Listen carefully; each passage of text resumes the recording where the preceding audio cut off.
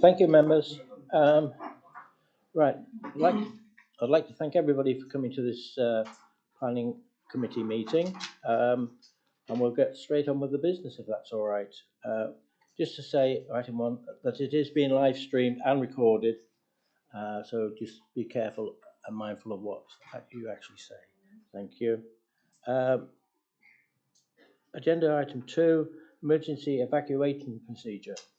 I don't think we're having any trial runs on the alarm or anything, but if the alarm does go off, would everybody please leave by the double doors in front of us here, and then through the first double doors on the right, and then meet in the on the grass at the front of the building. Thank you very much. Right, agenda item 3, apologies for absence. Have we any apologies? Yes, Chair, we have John Ritchie, Heather Moorhouse, Christine Robertson and Ardal Warnocky. Thank you. Agenda item 4, public minutes of the meeting held on the 26th of March. Everybody read them? Second on that one. All in favour? Please show. Thank you. Right. Item 5, public meeting minutes of the site visit held on the 1st of May. We have quite a good turnout for that. Thank you very much for turning up. Proposals, accept these minutes. Thank you. And the seconder? Right, thank you, Colin. But all in favour, please show. Thank you.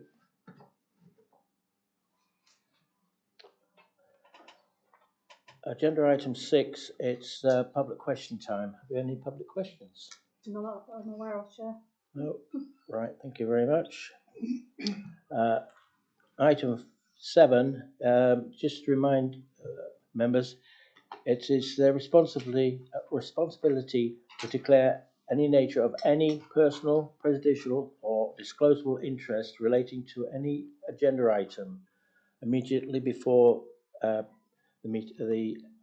item is spoken about. And could they then make sure that they fill in the appropriate form as well, please? Thank you. Right, now down to it. Item 8, which is miscellaneous items, and I think it's Chris. Yeah, thank you, Chairman. The item 8 is the normal items just for members' information and any queries arising from that. So we've got ongoing planning enforcement appeals, determined planning enforcement appeals, list of enforcement matters, and also planning matters that are determined under delegated powers. So any questions from members we can try and deal with here, or we can take away and come back. But we do have 2 appeal decisions to report on, and we do normally do a quick debrief of those in terms of any lessons that we can learn. So both these decisions were householder, relatively minor developments, but they both raise issues of design. And as we know, design is one of those areas of planning that generally is a little bit more subjective than others. One appeal was dismissed and one was allowed. So if we look first at the first one that was dismissed, this is the timber house in Hutton Village, with the inspector finding the proposed dormers, 2 dormers, and replacement cladding, removal of a chimney. That's just basically the elevations as existing and as proposed, with two dormer windows, removal of the chimney. And the application was also intending to replace timber cladding with composite cladding.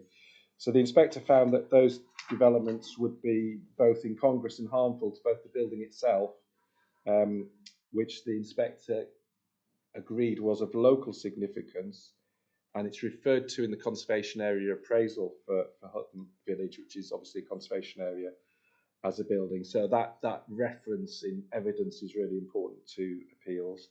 And he found that the development would detract from the character and appearance of the building and the conservation area. So that's briefly the elevation where that would go, and there'd be a dormer behind it and a larger dormer on that elevation there.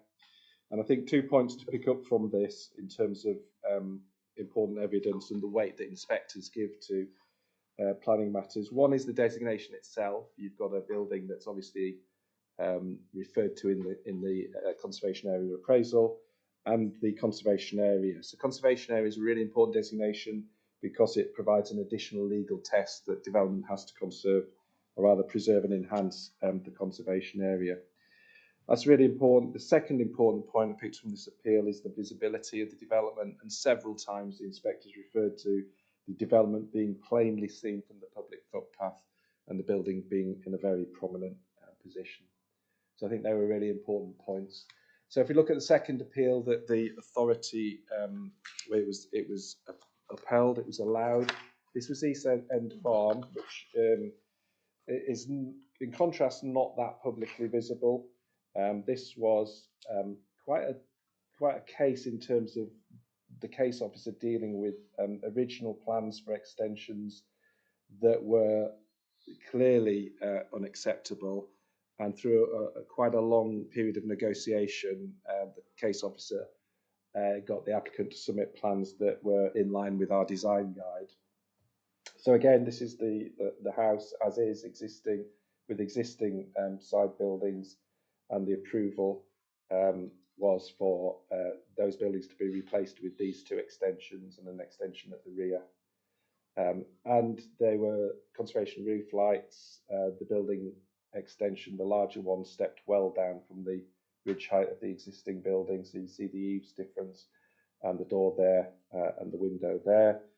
Now, having got to that position, the building works that were undertaken, it was clear halfway through the building works that this extension wasn't being built in accordance with that plan in terms of the height of the extension. And this is as built, which roughly resembles the scheme. The doorway should be there and the window, so the positioning of the door and the window are incorrect. There's a much larger expanse of stonework because of the increase in height, and it's only just been stepped down. And you could, if you remember the approved plans, the eaves were supposed to be down here and the ridge line lower. That was the main difference, and officers did debate this one as built, whether it was defendable at appeal, but I think we're probably seeking to uphold the high standards of design and to ensure that, having gone through quite a painful process to get something that was acceptable, that should be built rather than something that is unauthorised.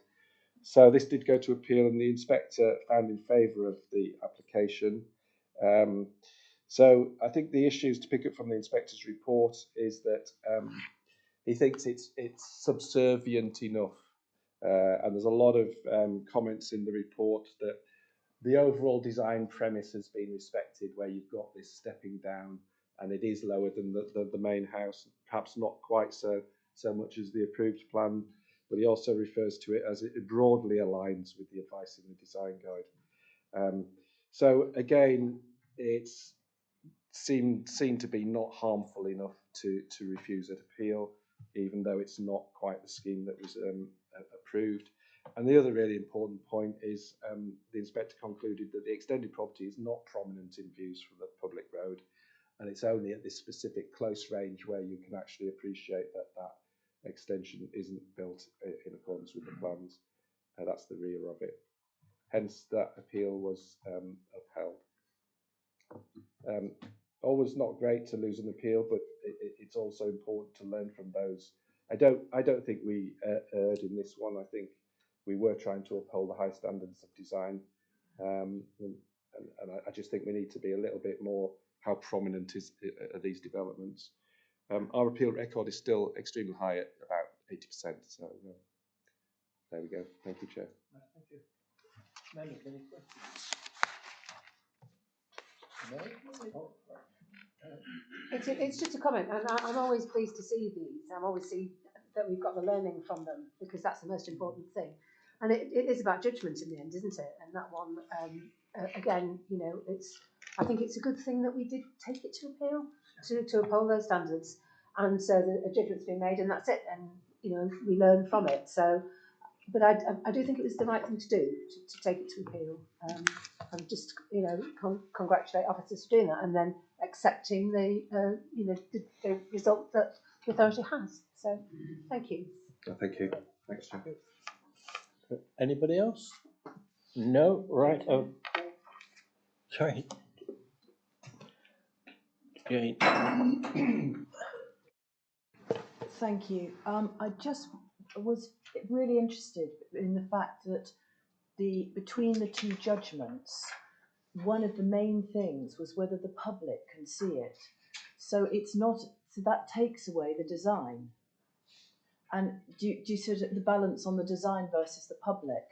And I didn't know whether what that legal, is there any legal things that come out of that, or any sort of policies that it affects, or anything like that? Because it's interesting that one was because they could see it from, I was making the notes, and the other was because they couldn't see it really. It's a really important and interesting concept about how publicly visible a development is, and it's clearly a material planning consideration.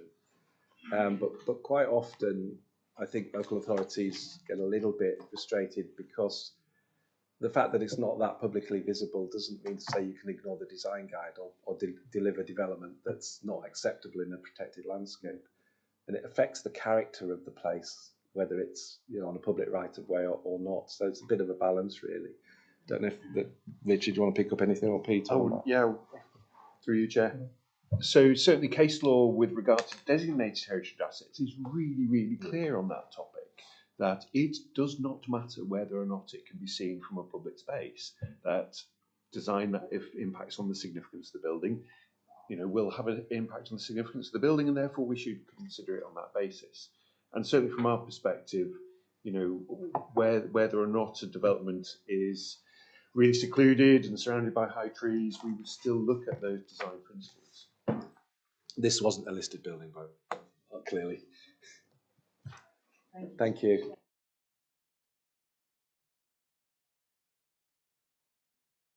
Right, thank you, members. Right, we'll go on to agenda item 9, and that's the planning list. And it wasn't part of the appeal, but the part that has been approved or not approved further down.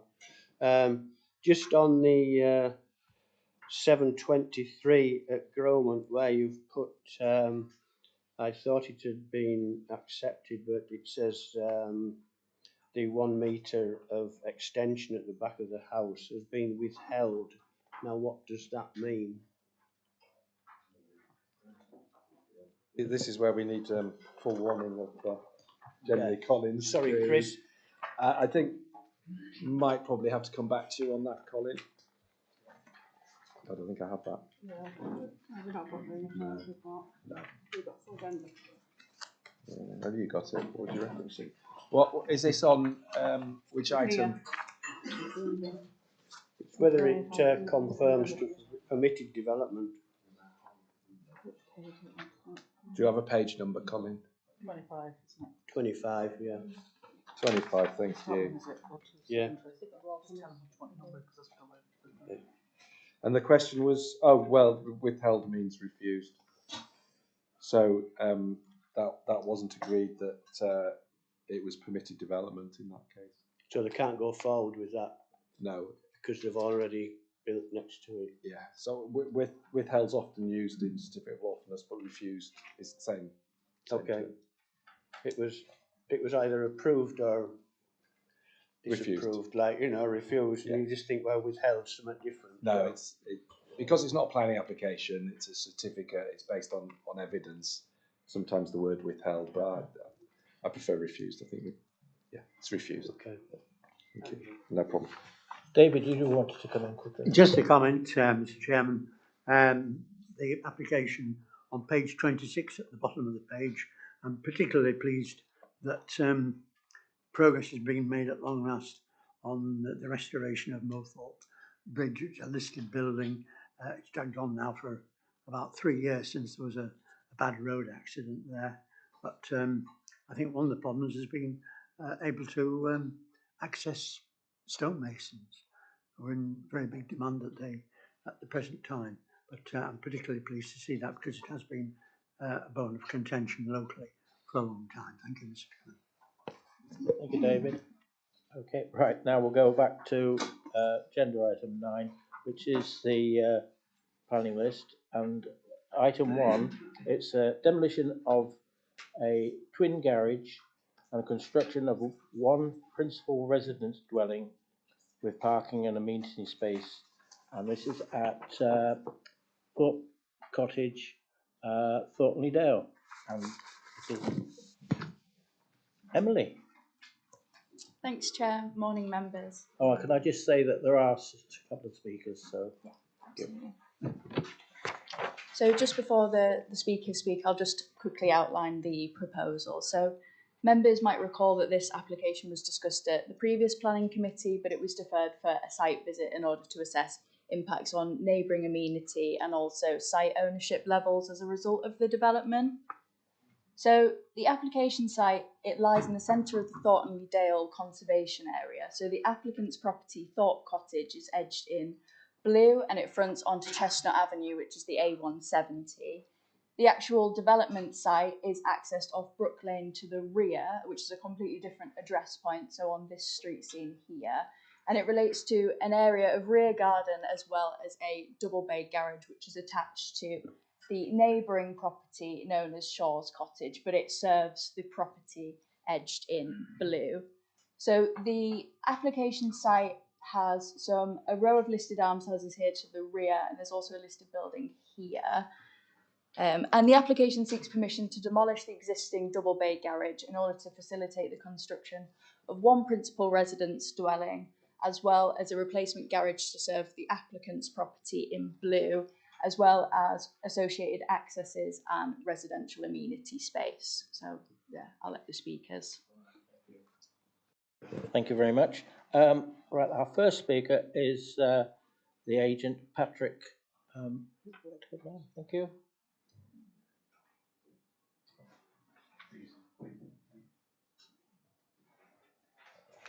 Thank you. Right, you have 3 minutes from when you start to speak. Thank you. Thank you, Chair, and good morning, members. My name is Patrick Cuddy. I have been an architect for 28 years and worked in the Rydale area for the last 20 of them. As you know, the site is the extended garden and garaging for Thorpe Cottage, a dwelling that fronts Chestnut Avenue to the south. The scheme that has come before you again today is the result of extensive negotiations with the Planning Authority, starting with the pre-application inquiry in April 2023 that established the site as being suitable for the construction of a dwelling. Further discussions established that the authority would prefer a building that related directly to Brook Lane and took the form of a linear barn-like structure in keeping with the existing development pattern along the street. The retention and conversion of the existing garage structure was explored, but it soon became apparent that it is not suitable for conversion without a substantial amount of alteration and reconstruction, leading to a significant loss of the original fabric. The proposals before you reflect the character of the historic setting and the building types of the area, as stated in the officer's report, which I trust was confirmed by undertaking the site visit. Despite comments and objections, the parking for Thorpe Cottage is much improved and indeed safer. It meets the requirements of the local highway authority. In addition, the authority has gained an improvement to the street scene through the proposed grassing over of an area of verge that is currently tarmac. Furthermore, the proposals achieve a biodiversity net gain of 15% against a minimum requirement of 10%, clearly offsetting any loss of existing planting. The proposals provide a principal residence dwelling in the centre of the village, the most sustainable of locations, in an area that has a larger number of second homes and holiday rentals. As such, the application, if approved, would contribute to the long-term future of the village and the aims of the National Park Authority. The scheme takes on board many of the comments from the consultation process, including those of objectors and the authority's ecology and conservation officers, as well as other external consultees. A great deal of work has been expended by the planning officers and myself to bring this scheme to the committee, and I urge the members to follow the officer's recommendation to grant approval, subject to the quite extensive conditions. Thank you.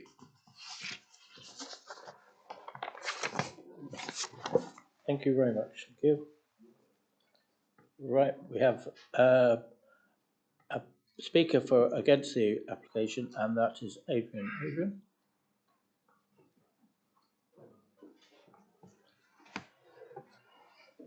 And again, you have 3 minutes. We can't hear at the back. Could we ask the speakers to speak up, please? We never heard a thing from the previous speaker.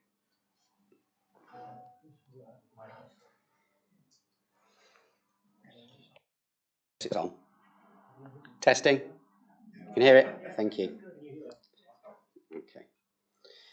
I will start. Good morning, Chair, members, ladies and gentlemen.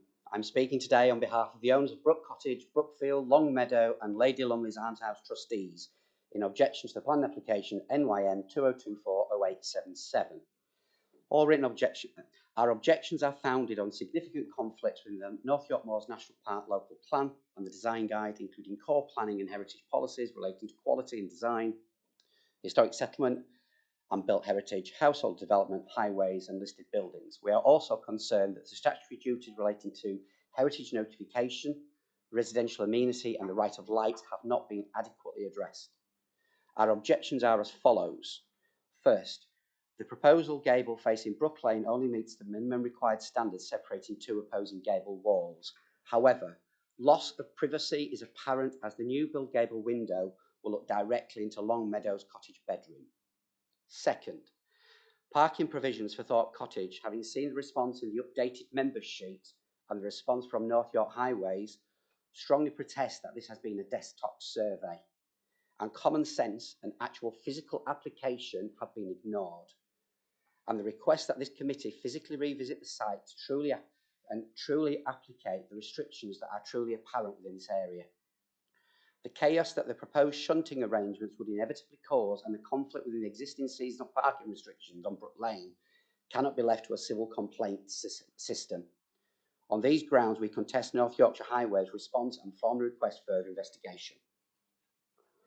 Third, vehicle tracking evidence produced by North Yorkshire Highways confirms that the vehicles using Thorpe Cottage would need to undertake more than 3 manoeuvres when exiting the site. We question, based on the response from Highways, if 3 vehicles are parked, as they dictate, how will the proposed execute these 3 turns? In addition, the associated noise, disturbance and light pollution would amount to a statutory nuisance harming the well-being of residents of Brook Cottage and the almshouses. Members are asked to consider it acceptable to allow planning knowing that civil disputes may arise based on their decision. Fourth, the Grade 2 listed boundary wall at Lady Lumley's house falls within the 3-metre heritage notification zone. We request whether the Heritage England has been properly notified and whether the impact of the adjacent garage and its planting proposals have adequately been assessed.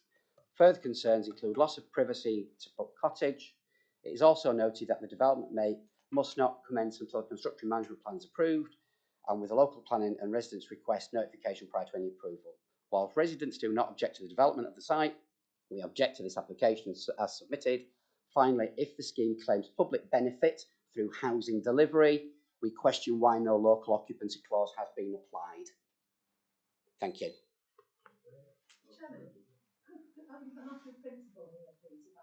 Of course. I'm concerned to learn that people can't hear. And I'm doing it myself, I'm sorry. I'm very concerned to hear that people who come to this planning committee cannot hear the first speaker. And bearing in mind the speaker, I seem to think read from a carefully read from the script. Would it be procedurally inappropriate to ask the speaker if he was willing to speak again so people who've come to listen to this application can actually hear the case for, they could hear, thank you very much indeed, the case against. But for 3 minutes worth of our time, I think it's only fair and respectful to let people hear what is being discussed. Maybe the solicitor can give a view whether it's procedurally inaccurate to have the for and then the against. I don't know, but to me it just seems disrespectful to people not to give them the opportunity to hear what they've come to listen to. I hope I'm not on my own on this. Richard? No, Chair, thank you, Jane. It's a fair point. Certainly we have to follow a fair procedure. I'd ask the gallery, the first speaker, did nobody hear what the first speaker said? Did anybody hear what the first speaker said? Couldn't hear a thing. Same as in the last meeting outside of the site. Okay, so did everybody hear what the second speaker said? Chair, then I would say the first speaker should speak again. Yes, I quite agree with that, and I'd ask for the first speaker to speak again, if you wouldn't mind. Thank you very much. Thank you, Jen.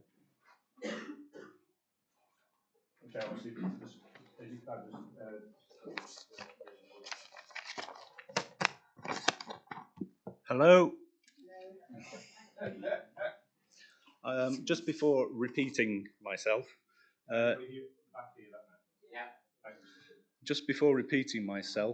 from my script, I would like to mention that as it is there is no requirement for a occupancy clause as it is a primary residence or principal residence, which is covered under policy,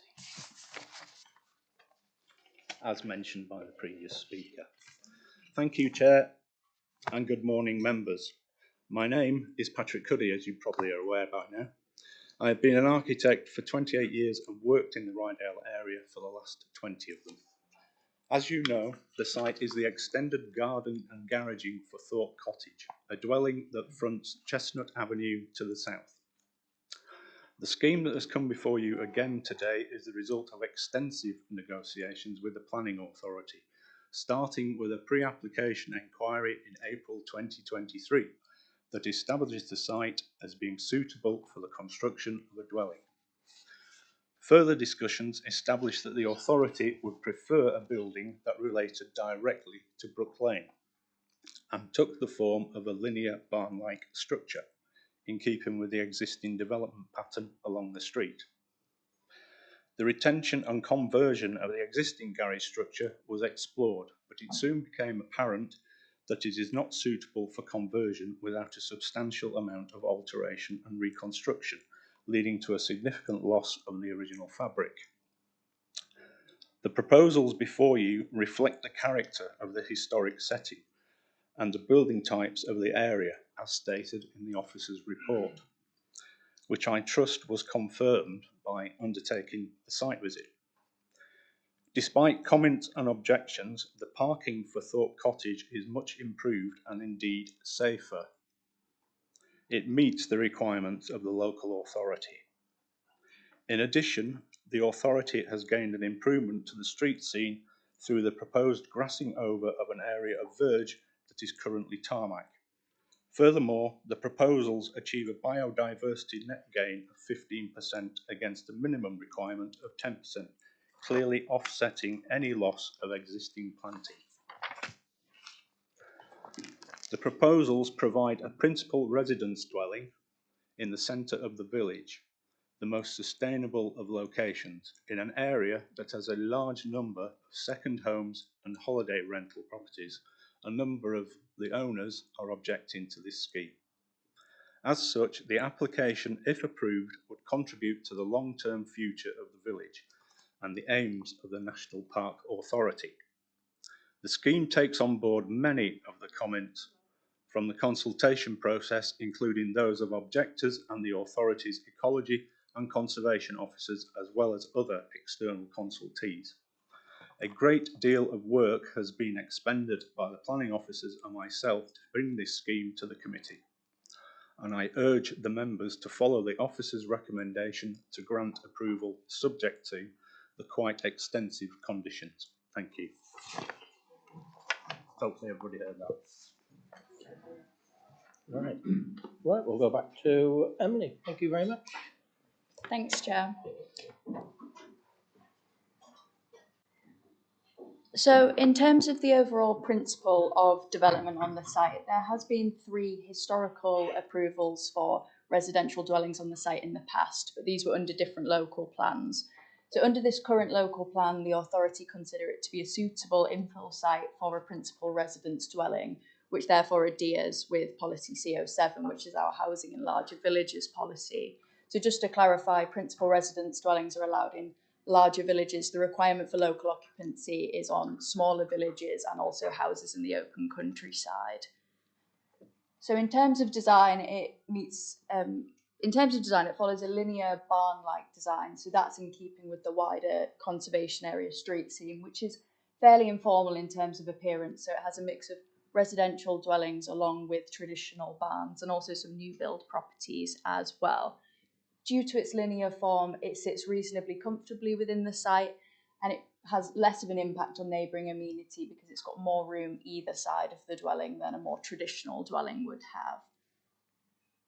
So just to explain in more detail the site ownership following the development, the existing site is edged in blue on the plan at the left. So you can see Thorpe Cottage at the bottom, and then they've got their area of residential garden here, and then their current garage here. So as a result of the development, you would end up with a split site. So you would have Thorpe Cottage here with its garden, the new garage here, and then its access. And then you would have the newly proposed dwelling in red, its garden area here, and then the relevant driveway here. So hopefully that helps kind of clarify site ownership for members. Just looking at the wider street scene, so here are some photographs showing Brook Lane as existing. So as you can see, there are various linear barns dotted around the street scene. And you also have this new build right at the end of Brook Lane known as Potter's Barn, which was approved in 2010, and it's of a very similar design to the dwelling before members today. So just to further reiterate the point that the design is felt to be in keeping, you've got existing barns edged in yellow on this plan here, and then the development site edged in red. So that would be how it slots into the wider street scene. In terms of floor plans, at the ground floor, you've got the kitchen, the dining, the utility, and the living room. And then at first floor level, you've got 3 bedrooms and a bathroom. So again, just to explain the access arrangements, you've got the driveway on the eastern side here, which would serve the application property. And then to the west, you would have this long sort of access here to serve the applicant's property, which would be obviously to the south, as well as the proposed garage building. And then it would be split here for the new dwelling. So just looking at the elevations, you've got a fairly simple elevation which fronts onto Brook Lane. So it's in keeping with the existing sort of barns that you can see in the street scene with a simple gable window and 2 small windows at ground floor. To the eastern elevation, that's where the majority of the fenestration lies. And that's at a staggered arrangement to that of Shaw's Cottage. So it's not felt that there would be any direct kind of overlooking in that regard. This is the proposed garage building. So as you can see, it's of a fairly small scale. It's been reduced in scale to a single bay instead of a double bay as originally proposed. And you can see the neighbouring garage of Shaw's Cottage here, of Brook Cottage even, in the background here, just to show that that kind of arrangement already exists. And then here is the almshouses. So as you can see, the almshouses are stepped down in terms of height from the application site. So you've got the almshouses themselves, their extensions, and then a rear garden here. And then the application site starts around here where the hedgerow is. So just as well to point out, the proposal has been reduced in terms of its height. So the blue is the originally proposed height. It's been reduced in height, so it sits below that of both neighbouring properties. And it's also been reduced quite significantly in terms of its length as well. So you can see that here, that this was the original length of the property. So it's been reduced fairly significantly. So just looking at the other elevations now, you've got the western elevation, which is fairly blank. So that would face onto Brook Cottage. It's not felt that there would be a particularly adverse impact there, given that it's such a blank elevation. And the gable elevation of Brook Cottage is equally just as blank. And then this is the rear elevation. So again, a fairly simple design, and it's not considered that there would be any kind of overlooking onto the almshouses, given that it's a fairly sufficient distance away. So here are just some visualisations of how the dwelling would look in the street scene. So you've got Shaw's Cottage here to the left and Brook Cottage to the right. So we have agreed with the applicant that an enhancement will be found by grassing over this current area of hard standing, and that'll provide an enhancement to the overall conservation area street scene.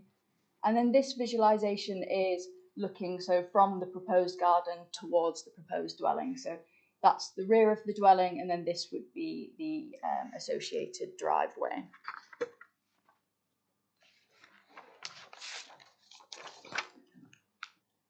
So in terms of impact to heritage, this garage building is in a conservation area, which is a designated heritage asset, and it does date from the 19th century. So its loss as a result of demolition must be weighed against any public benefits arising from the proposal under the National Planning Policy Framework. So we've considered its loss, and while the garage is historic, it's seen much modern intervention, so with these garage doors, and it's not felt to contribute particularly characterfully to the street scene. So on balance, the gain of a new principal residence dwelling, as well as some of the enhancements to the conservation area, like the grassing over of the verge here, is considered to outweigh the loss of the garage in this instance. In terms of the impact on the almshouses, I've briefly touched on it already in terms of distance and land levels, but this photograph is taken from within the rear garden of the almshouses. So the almshouses would be behind me in this photograph, and then this is the rear garden. So the application site would be beyond this hedgerow. So as you can see, there's a fairly reasonable distance between the application site and the almshouses themselves. And as mentioned, the garage has been reduced in size quite significantly. So the proposal isn't considered to have any impact towards the setting of the almshouses in that regard. So just in terms of amenity, the majority of objections centre around amenity issues such as overshadowing and overlooking. So briefly touched on overlooking. So this elevation is fairly blank, so it wouldn't have really any impact in terms of overlooking towards Brook Cottage. Again, it's a staggered arrangement to the fenestration of Shaw's Cottage, so there's no direct overlooking in that regard. One thing to note is the issue regarding the gable window overlooking onto Long Meadow. So objectors have raised that it would look directly into the window. However, when we've assessed the proposals, we make out that the gable window would look onto the stonework of Long Meadow, so in between windows, it wouldn't actually directly look into the window. It's also important to note that the rest of the street scene is characterised by dwellings which front one another. So Shaw's Cottage, again, fronts onto Long Meadow and the neighbouring property, and it's actually set further forward than the proposed dwelling would be, so that kind of character already exists.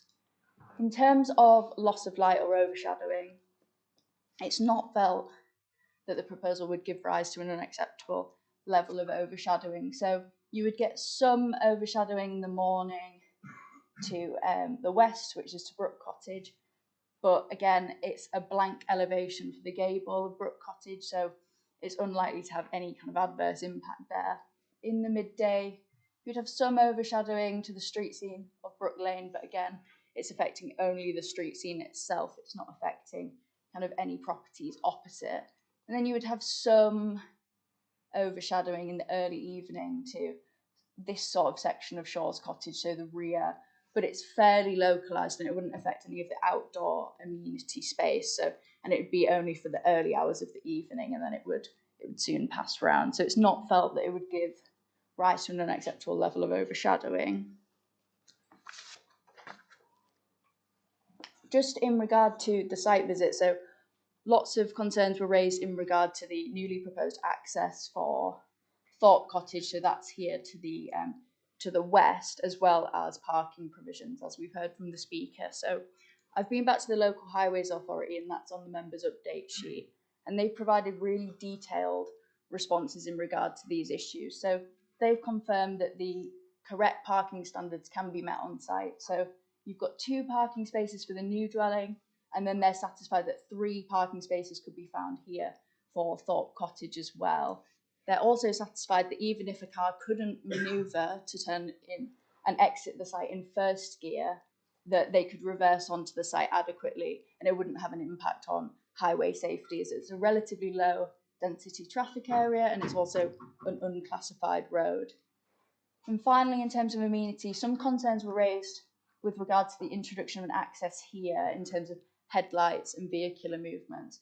But again, I just want to point out that there's an existing access here which serves Brook Cottage, where vehicles enter the site here. And there's also an existing garage building here as well. So the principle of garages at the rear and also side accesses already exists down Brook Lane. So it's not felt that the introduction of a further access here would have an unacceptable impact in terms of amenity than that which already exists. So just to recap and show members kind of the street scene. So this photo is taken looking down Brook Lane. So this is the neighbouring property, Shaw's Cottage. You've got Longmeadow here opposite where the objection about the overlooking has come from. And then this is the garage building which would be demolished here. So the dwelling would sit kind of in between these two properties here. This photograph is taken looking into the site. So you've got the grade 2 listed almshouses here. The dwelling itself would stop just after the paved area, so around here, and obviously coming out towards the street scene. And then you would have the garage around this sort of section here. And then this photo is looking the other way. So you've got the garage, which is proposed to be demolished here. This is Brook Cottage here. And your new garage would be around here. So one thing again to refer members to is on the update sheet. We have recommended a condition for any boundary treatment details to be provided as well before the development commences. And that's just to protect the amenity of Brook Cottage and also Shaw's Cottage, because some of this hedgerow would be removed as a result of the development. So it's just to ensure that kind of privacy can be maintained after the development. So in view of all those points, approval is recommended. Thank you very much, Emily. Right, to members. Who wants? Janet. Thank you, Chair. This is the second time we've had this application before us, and I think it really does justify site visits. I thought it was a very useful site visit because trying to get the detail from a static picture is very difficult. So I think that all the questions that we have had have been answered, and the update sheet was very helpful in answering those questions. There's no mention given to the very prominent tree in the report, and that is something that that also caused concern because it did look to be difficult. However, I have to accept what the highways have said about parking, that it's acceptable. So from my point of view, Chairman, I think that it's a very detailed report. We had a good site visit. The questions that I had have been answered, so I have indulged myself on you. Sorry, I have no questions. Just wanted to say that the ones that have been answered in the report and on the site visit. Thank you. Okay. And Patrick.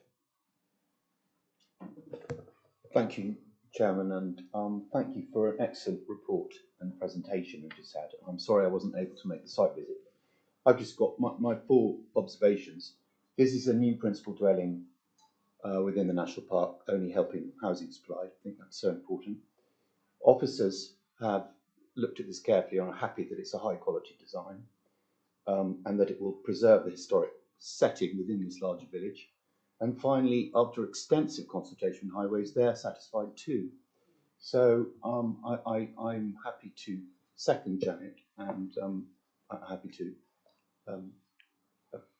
support officer's recommendation. I didn't recommend it actually, but Patrick. But I'm happy to. I am happy to. Thank you, Patrick, for my prompt. Colin. Thank you, Chair. I was having great difficulty, but I thank Emily for such an outstanding report, really, because it did put a lot of the bits to bed that I was thinking was very difficult. I know they were going to take most of the tree out of the top so they could get round to get to the garage behind. I still couldn't see how we'll get into the garage, to be fair. It's very, very tight coming past the tree to get into the garage. It is taking all the shrubbery away between the new build and, is it Brook Cottage?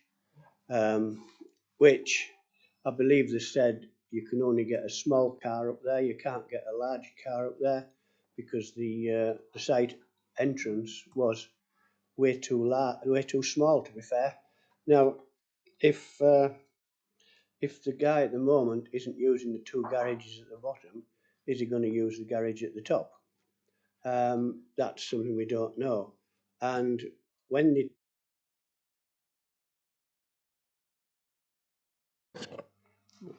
it wasn't me.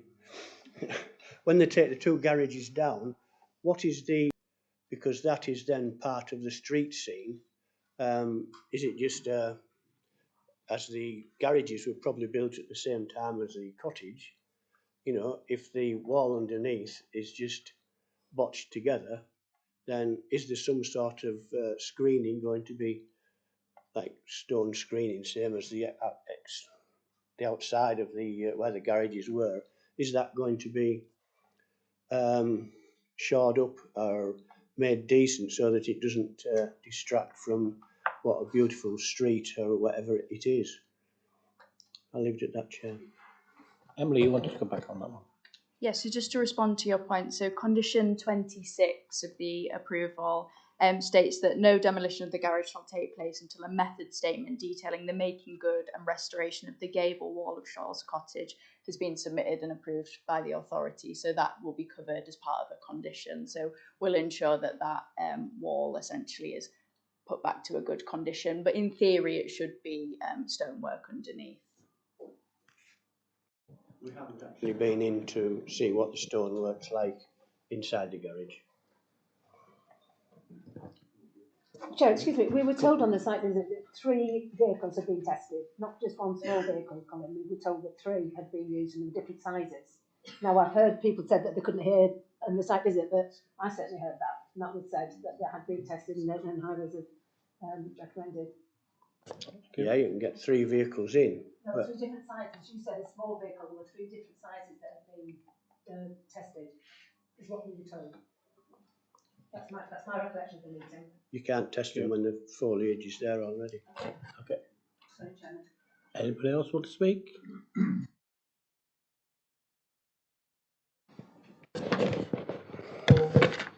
Yeah, apologies for being late, Chair. So obviously I'll be abstaining on this application, as I've not heard all the information. I thought it was an excellent site visit, and I thought it was a good presentation, the extent to which I heard it. So thank you very much for that.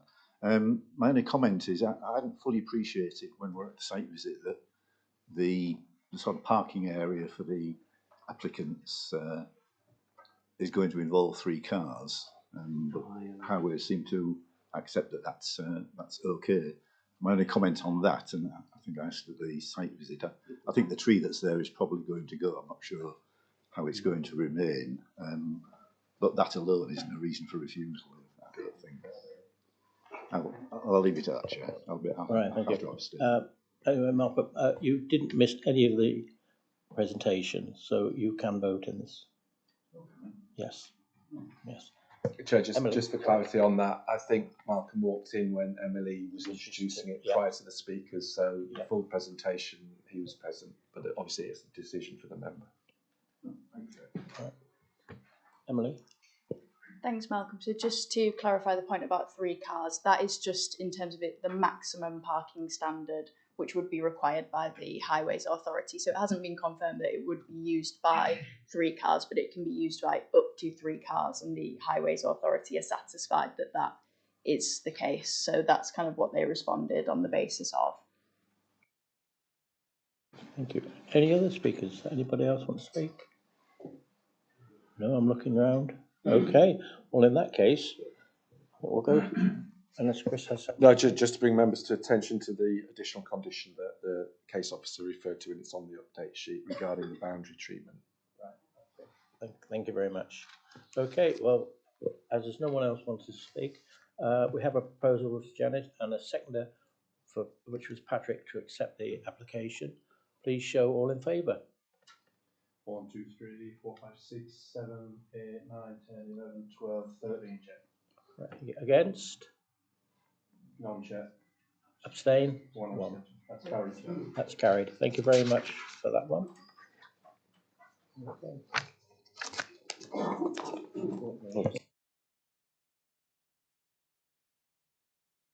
Okay, we'll go on to agenda item 2, which is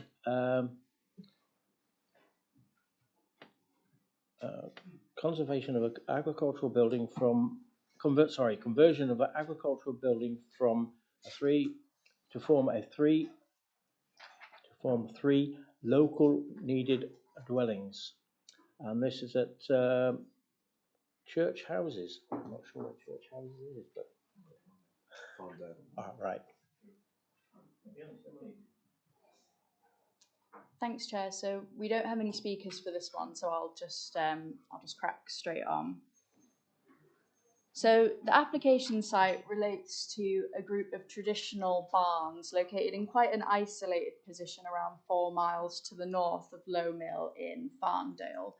So they're located in the open countryside, but they are located near a residential property known as Lendersfield House, which is in the applicant's ownership, but it doesn't form part of the application site itself. So the application seeks permission to convert 2 of the buildings into 3 local occupancy dwellings. So there would be 1 2-bedroom unit and 2 1-bedroom units as a result. And then the remaining 2 buildings on the southern side of the road, or the sort of southwestern side of the road, would be retained as a garage and as a store. And it also contains some relevant landscaping as well, just to get the accesses in. So the application has been brought to members due to the number of objections and also a slight non-compliance with policy CO12, which is our conversion policy.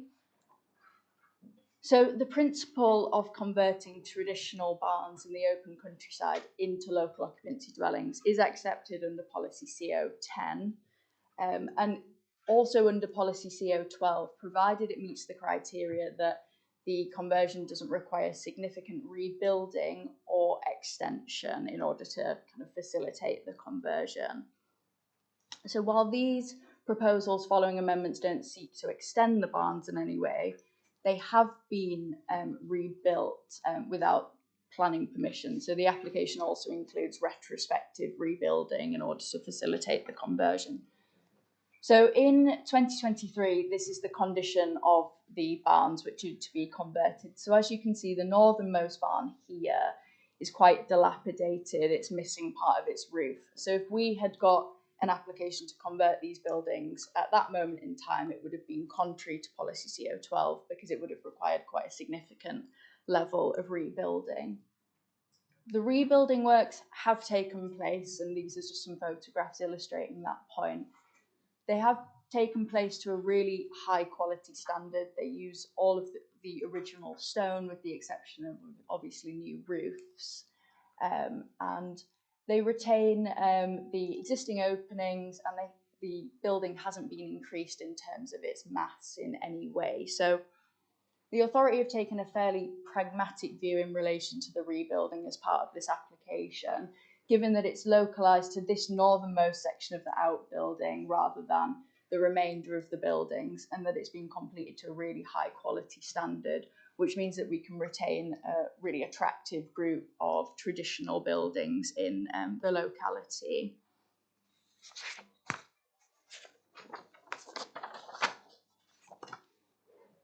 So just in terms of design, here are just some more pictures. So just in terms of design, the actual conversion itself makes really good use of all existing openings. It doesn't really seek to increase any of the openings in any way other than the addition of a few roof lights here and there. And the proposal also includes these stone gabions in order to facilitate the accesses and amenity space. And that's just owing to quite a steep topography of the site. So in order to kind of get the accesses in, they need to have done some quite significant engineering in terms of the wider landscape. And the stone gabions are felt to be quite characterful of the rural area, and they're more sympathetic than something like a domestic fence would be. So we're satisfied in terms of design, that it's of an adequate design, which it is to our design policies, but also policy CO12. So just looking at floor plans here, so the pale blue would be the 2-bedroom unit, the pink and the yellow would be the 1-bedroom units, and then here would be the garage building at the other side of the road, as well as the store, which is to be retained. So in terms of neighbouring amenity, that's where the majority of the objections centre around is amenity and also kind of the increase in activity to the general area. So the closest occupier is obviously Lendersfield House, which is 10 metres away from the development. There's been no objections from Lendersfield House. The objections are from other residents. So the closest resident is over 100 metres away, which is the applicant's property, and then any other objectors are over 100 metres away from the development site. So in terms of overshadowing and overlooking, this would really only primarily affect Lendersfield House. So in terms of overshadowing, it's an existing group of buildings, so the mass and the sort of the existence of the buildings already exists, so there would be no increased impact in terms of overshadowing. In terms of overlooking, there's one gable window here which would look onto Lendersfield House, but the barns are actually at an elevated position from Lendersfield House itself. So that window would kind of look over Lendersfield House. There would be no direct kind of overlooking in that regard, or looking into windows, should I say. The rest of the fenestration, majority of it faces west, and then you would have some fenestration to this kind of southern elevation, but obviously it faces away from Lendersfield House. So in terms of overlooking, it's not considered that there would be an adverse impact there. I think the main impact to consider in terms of objections is the greater concentration of dwellings, which would result as a result of the proposal. So at the minute, it's a fairly rural, tranquil area. So the authority have considered whether the introduction of 3 dwellings would have an impact to this. But we've considered that given that they're fairly small scale dwellings, so a 2-bedroom and 2 1-bedroom dwellings, it's unlikely to have an adverse impact in terms of the level of activity and vehicular movements associated with that. And we've adequately kind of assessed this in detail in the report. So there has been some amendments to the scheme to omit works which would take place on highway authority owned land. So following this, the local highways authority also have no objections. They're satisfied the correct level of parking can be found on site, and they're also satisfied that Daleside Road is a relatively low traffic area. So the introduction of 3 smaller dwellings is unlikely to have an adverse impact in terms of highway safety. So there are multiple passing places down Daleside Road, so up here and further down here, but there's also an existing lay-by here, which is in front of the buildings to be converted. So that can be used again as either a passing place, a lay-by, or as public parking. So in terms of highway safety, it's not considered that there would be an adverse impact there. So in consideration, the localised rebuilding, the high quality design, the limited impact on neighbouring amenity, and no objections from the local highways authority, approval for this one is recommended. Thank you, Emily. Members? David? Thank you, Chairman. I've long advocated that a strong case can be made for the conversion of redundant buildings, very often they've been farm buildings, into living accommodation and hopefully in the future employment opportunities. A scheme such as this is going to aid, in my opinion, the viability of Farndale. I think it's to be warmly welcomed, particularly as it's going to be for 3 local needs occupants. I think it's going to also safeguard a number of historic buildings, as well as giving them a complete new role in the life of Farndale. And I fully support the application.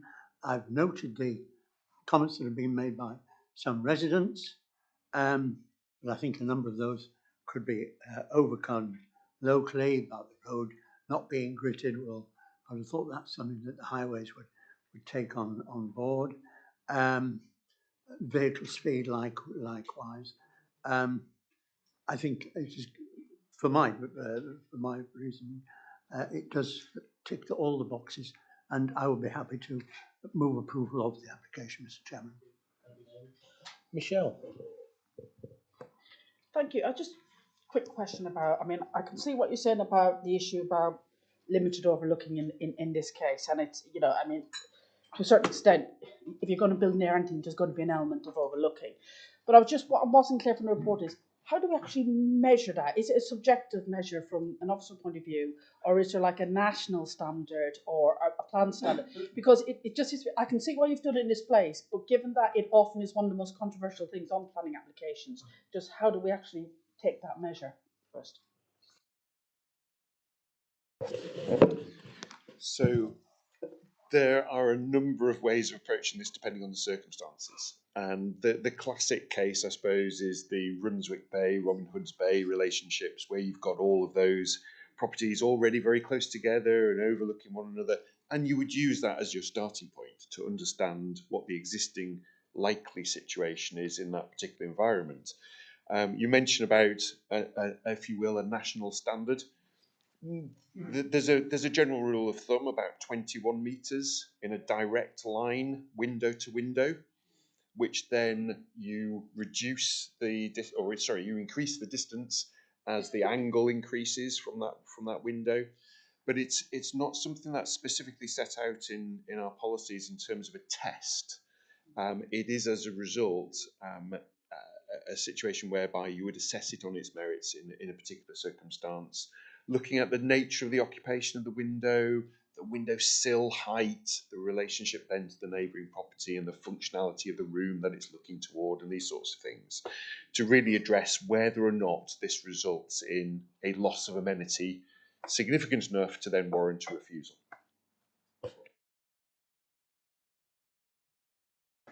Steve? Thanks. Can you hear me right? Excellent. So I've been dropping the LURA seeks to further onto all these applications over the past few days. And the question, it looks to me, in every single application, we're just relying on this 10% BNG. Now, is there a bit of a conflict here between our seeks to further and the criteria on BNG? Because 10% BNG is the national bare minimum, I would say. And it does seem to be, I mean, the previous accent went for 15. Should we not be asking for better conservation for nature in these applications underneath the LURA obligations and the Sanford principle? Well, the BNG is legislation, and you need to achieve at least 10%. The government's recent consultation on the NPPF is that future planning policies should not impose their own local guidelines or targets. As you know, everything's going to be national, central policies. So not unless we've got a policy that's gone through the process to increase 10%, we can't insist on doing that. So we rely on the BNG figure for our seeks to further? Yeah, so if you went to if you went to an appeal and if you went to an appeal and said we're refusing this because they've only achieved 10%, you'd probably get costs awarded against you.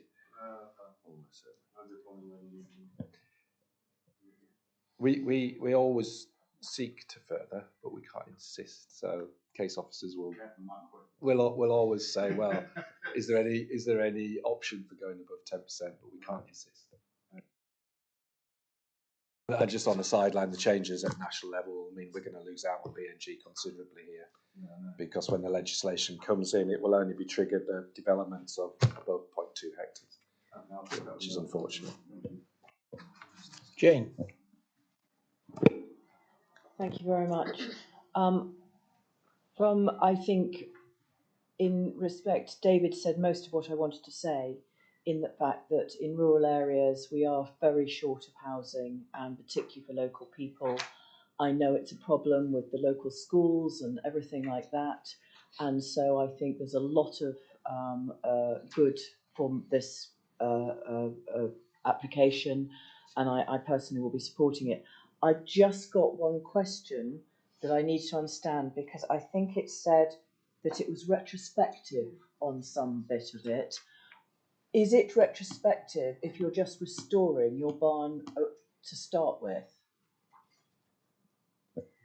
Well, it depends on the works that are undertaken. If you can see the slide there, repairs to a barn wouldn't amount to development, but when half the barn has gone and you're rebuilding it, that's an engineering operation and it counts as development.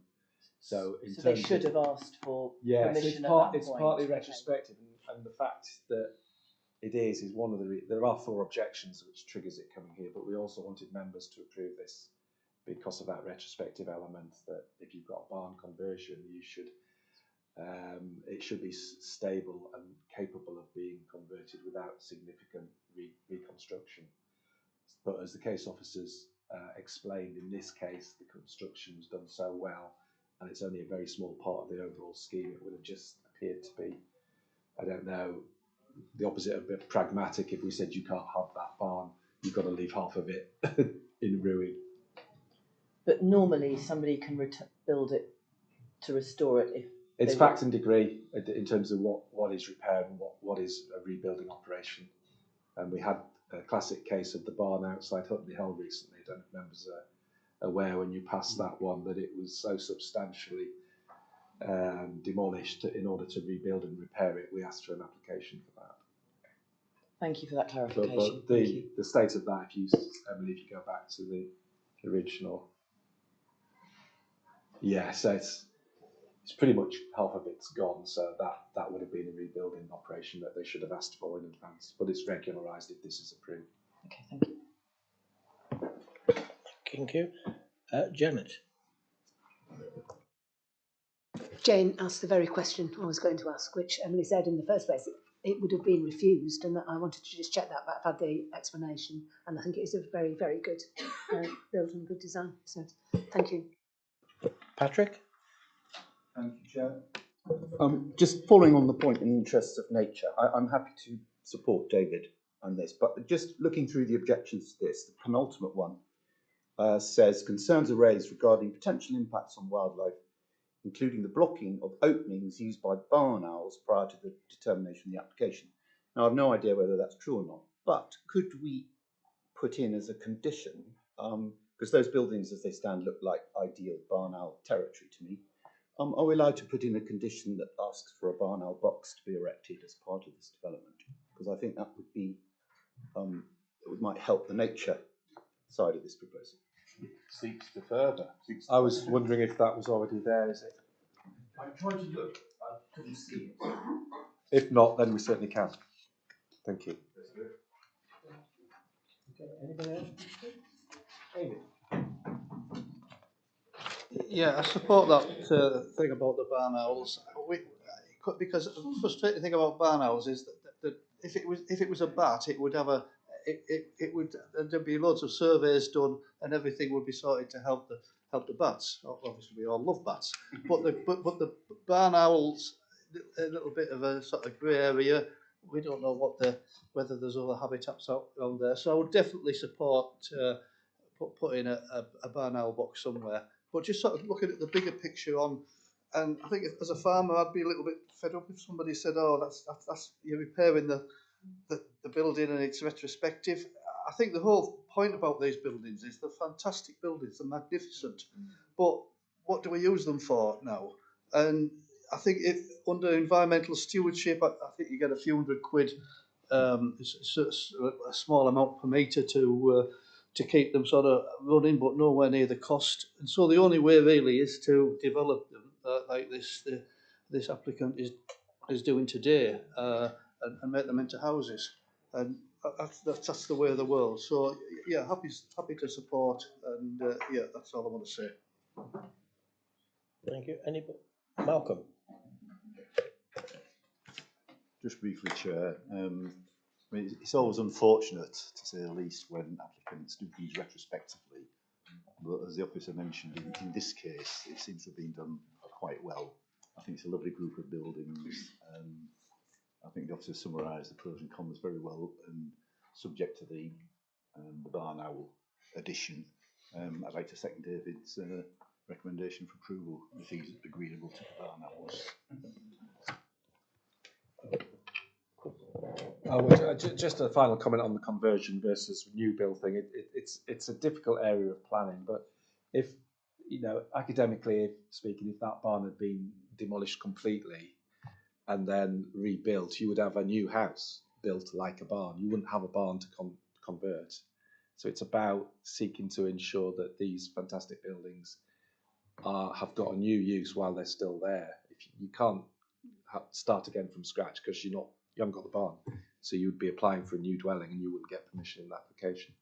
So it's just a bit of explanation about the degree of rebuilding, and I'm glad members are happy with this pragmatic approach that the office has taken on this one. Right. We will go to the vote, but just, George, you came in just as the application was being heard, but I say that you did not miss anything whatsoever. It was just starting, so you can vote. To be on the safe side, I would rather just abstain. That's fair enough. That's your prerogative. Okay, thank you. Well, we have, we'll go to the vote. We have a proposer and a seconder. So the proposer was David Jeffels and seconder was Malcolm. All in favour, please show. Additional condition. Oh, and the additional, yeah, and the conditions, please. All in favour, please show. 1, 2, 3, 4, 5, 6, 7, 8. That's all bar one, Chair. All right. Against? No. Abstain? Thank you. That's carried. Thank you very much. All right, we'll go on to agenda item. Oh, the three's been withdrawn. It's 3 being withdrawn, isn't it? Yes. Yeah. It has. Yeah. Right, we would have gone on to item 3, but the applicant has deferred it for now, so that we'll go straight on to item 4, which is construction of a part single and 2-storey rear elevation. And this is to Holly House, Charlton. And it's Jill. Thank you, Chair.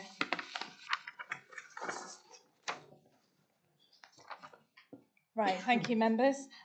Just to draw your attention first to your update sheet, there's an update from the agent in response to the highway concerns or comments regarding the provision or potential loss of parking to neighbouring properties. It's actually land that's in the applicant's ownership and they lease parking spaces, and they have confirmed that there'll be no loss of parking to the neighbouring properties. So the application is before members because the parish council have objected, although we have no third party objections to the application. So it relates to a property in the centre of Carlton in Cleveland Conservation Area. It was formerly 2 cottages. It's now been 1 detached dwelling. It is a stone-fronted property. At the front here and to the rear it is of handmade brick with a mix of pan tile and slate to the roof. So planning permission is sought for a rear extension, a combination of single-storey and 2-storey. The agent has sought to demonstrate that the single-storey element could be done under permitted development rights because it's under the 4 metres limit for a rear extension on a detached property. But it's before members and it's before us as a full application because it includes the 2-storey element of the extension. So this is the extension here, and while I've got this slide up, I'll just talk to you about the proximity to neighbouring properties. So adjacent here to the south, you have Hollybrook that has got a large rear extension, and you've got about almost a 5 metre gap here between the neighbouring properties, and the extension here is single-storey and comes barely a metre beyond their gable extension. So it's considered that given the space between the two and the length of the extension, there won't be an adverse impact on the amenity of that property. To the north here, you've got a property called The Cottage, and you've got Hillview here. Hillview faces actually onto the garden to Holly House, and the extensions don't come any further forward, any further in front of Hillview as it is at the moment. So again, it's considered there's no adverse impact on that neighbour. And in terms of the cottage here, you've got Holly House, which extends to that point, and there's proposed this single-storey porch extension at the rear here, which is in total 3.2 metres beyond the rear elevation of this property, and there's a sizable gap of about 2.4 metres between the two. So in terms of impact on that neighbour, it's not felt that there's an adverse impact there either. That's the first floor plan showing the bedroom extension. So in terms of the elevation, you've got a mix of styles. You've got a traditional, fairly narrow gable, two-storey extension, eaves to match the existing, but a much lower ridge height. And then that's flanked either side by a modern extension of primarily oak cladding, oak-framed glazing under a zinc roof. You'll see in the report our design guide does advise against large flat roof extensions, but in this case it's felt that it's very much of a high quality contemporary design. It leaves the first floor of the rear elevation exposed, so you see the lovely handmade brickwork, and it very much complements the materials of the host property. So looking at the rear elevation at the moment, so the single story would go across here, and then the two-story element is in that area there, between that water tabling and the chimney. Oops. That shows the relationship to the neighbouring property to the south, and that shows the relationship to the properties to the north, with Hillview overlooking the garden. But as you can see, Holly House is set at a much lower level, and the extensions are not coming forward of that in any way, and 3.2 metres beyond the rear elevation of that property. So that's just a wider angle view showing this is taken from their rear parking area. It's a very large plot. The extension won't compromise the amenity space available for that property. It's considered that the design is a mix of contemporary and traditional styles which complement the host property without having an adverse impact on the conservation area, and approval is recommended. Thank you, Chair. Members? Janet? I'm just referring to the conversation that we had about appeals, actually, and the parish concerns that the site notice wasn't posted. So that's very unfortunate if it wasn't posted properly. I don't know if you've got anything to say about that, but it's the rear of the property is clearly inside the footpath. Have we taken this into how have we responded to the parish is my question, please. Of course. I was slightly perplexed by the comment that the site notice hadn't been posted, because I did post it, and it's not got evidence here, but I have got photographic evidence of it having been posted. I'm not sure whether their comments came in prior to me going out on site to put the notice up, but I did do it, and I know where it was, and it was actually there was a lamppost. It's not going back quick enough. On the street, there is a lamppost about there in front of the property where the site notice was. So that has run, and more than run its course, because you'll see the consultation expired on the 23rd of March. In terms of clearly inside of the footpath, up the access drive and across the field at the rear, yes, the extension will be visible. It doesn't mean that it would have an adverse impact on the character and the appearance of the conservation area. As I've hopefully set out, the extensions, I feel, complement the host property with a mix of styles. It doesn't impact on the neighbours, and don't think it would adversely impact any views from the footpath. Thank you, Chair.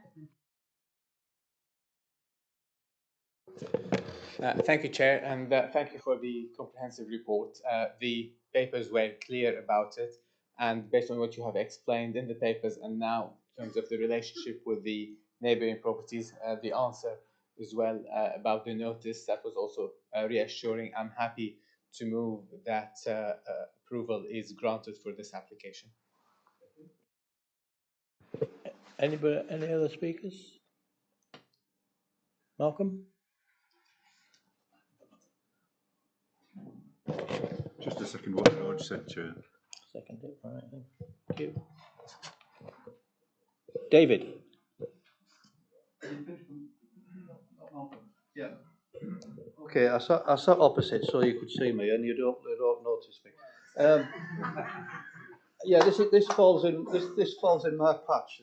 So I know a little bit about it, and I think the main thing for me is that we get this parking thing sorted out, because there's been a few issues down there with parking. So we've got that right. I'm quite happy, and if it hasn't been seconded, I will second George's proposal. Thank you.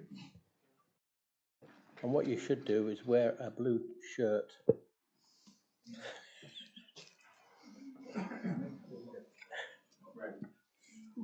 No, not in his case. Definitely not. Right. Okay. I've just got one question. The brickwork, which is absolutely lovely brickwork on that building, really beautiful.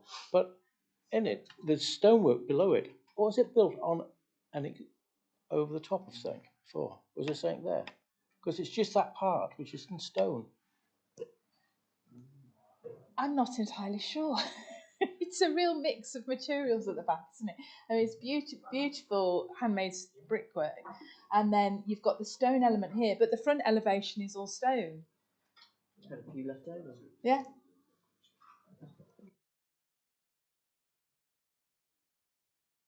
Anyway, right. Chairman, can I be pedantic, please? Just because this has been recorded. Yes, of course. Reference to red and blue shirts. I'm Right, assuming it's right. football and not politics. Can we just be clear about that? Because Well, it's just anybody that- listening in might just wonder what the dickens we're talking about. Well, I have no knowledge of football. I just don't want people to think that we're saying if you're blue or red. Mind you, the days of that duopoly seem to have gone, don't they? Thank you, Chair. Thank you, I just want to clarify. Thank you. Okay, right. We've got a proposer and a seconder, and the proposer was George. Yes, sorry, George, and the seconder was Malcolm. All in favour, please show. That's unanimous, Chair. Thank you. Okay, right. Now we're going to agenda item 5, which is Yes, Chair, could I just, I have had words with the applicant. I did advise them to come and speak to staff. I haven't had a word since, but I'll declare non-prejudicial, Mr. Chairman. right. Thank you. You make sure you write the form out. Thank you, Colin. Thank you. Okay, right. We'll go to 5, which is use of land for the siting of a single camping pod for a holiday letting purposes, and this is at Ugthorpe. And again, it's Jill.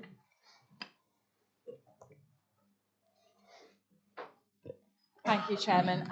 I know we have speakers on this item, so I'll just do a very brief update. There's nothing on the update sheet to draw your attention to. This application before you relates to Lawns Farm in Ugthorpe at the eastern end of the village. There is an existing camping pod in this area known as the Garth here, and I'll just show you. This was the approved scheme back in 2022 that granted planning permission for 2 units there, and for various reasons which we'll go into, and the applicant may well talk about those, they now wish to site the second one in the field to the west in this location here. Thank you, Chair. Thank you. Members, sorry, we've got speaker. Yeah. Sorry, we'll go for speakers. The first one is Carola. Yes, and it's the agent applicant.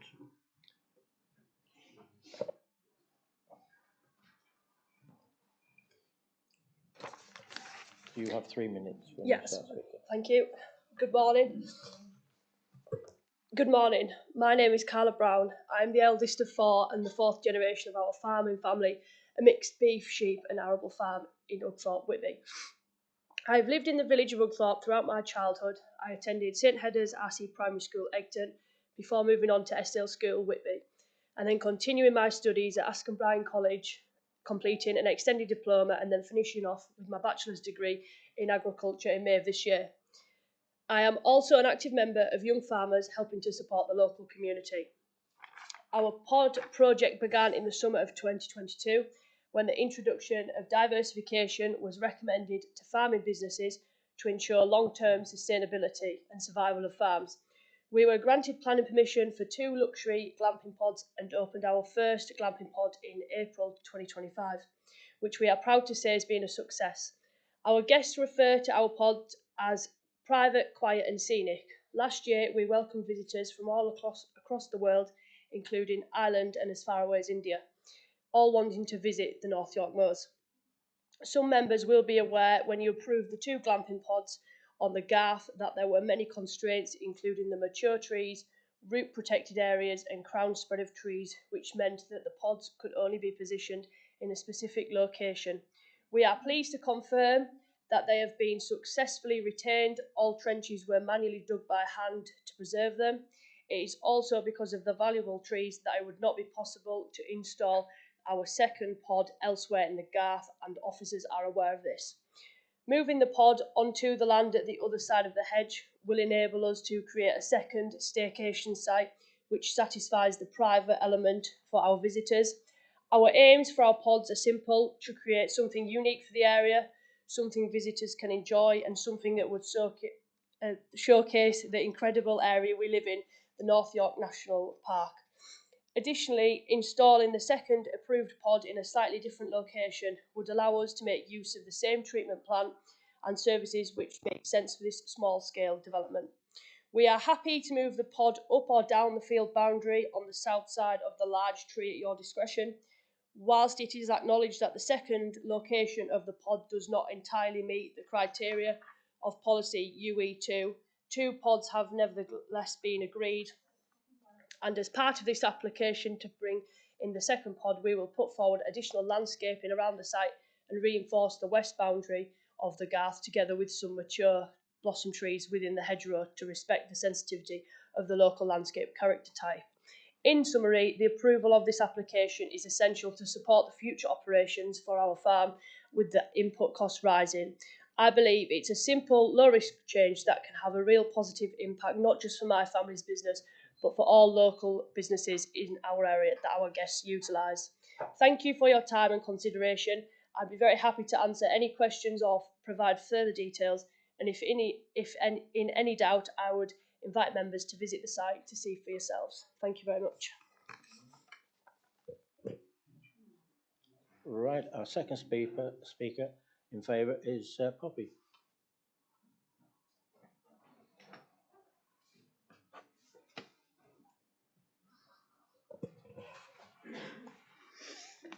Chair, members of the committee, thank you very much for the opportunity to speak today.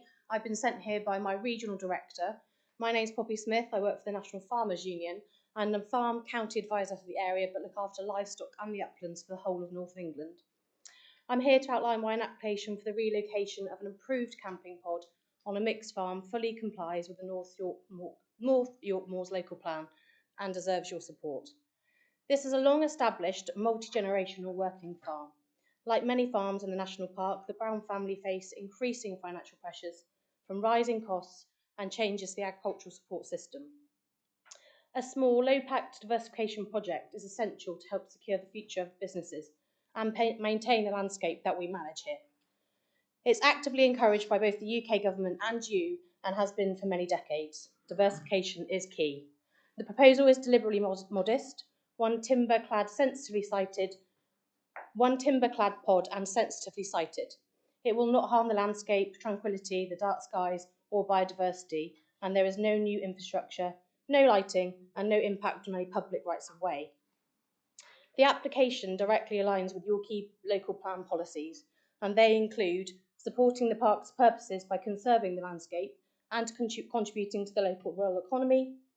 It delivers sustainable low-impact tourism that enhances visitors' understanding of a working farm. It's a small-scale, well-designed and clearly secondary to the main agricultural business. It's also exactly the type of farm diversification that your plan encourages to keep farms viable and the landscape actively managed. And finally, it protects the environment and uses materials and designs appropriate to the rural setting, taking into consideration trees and hedgerows.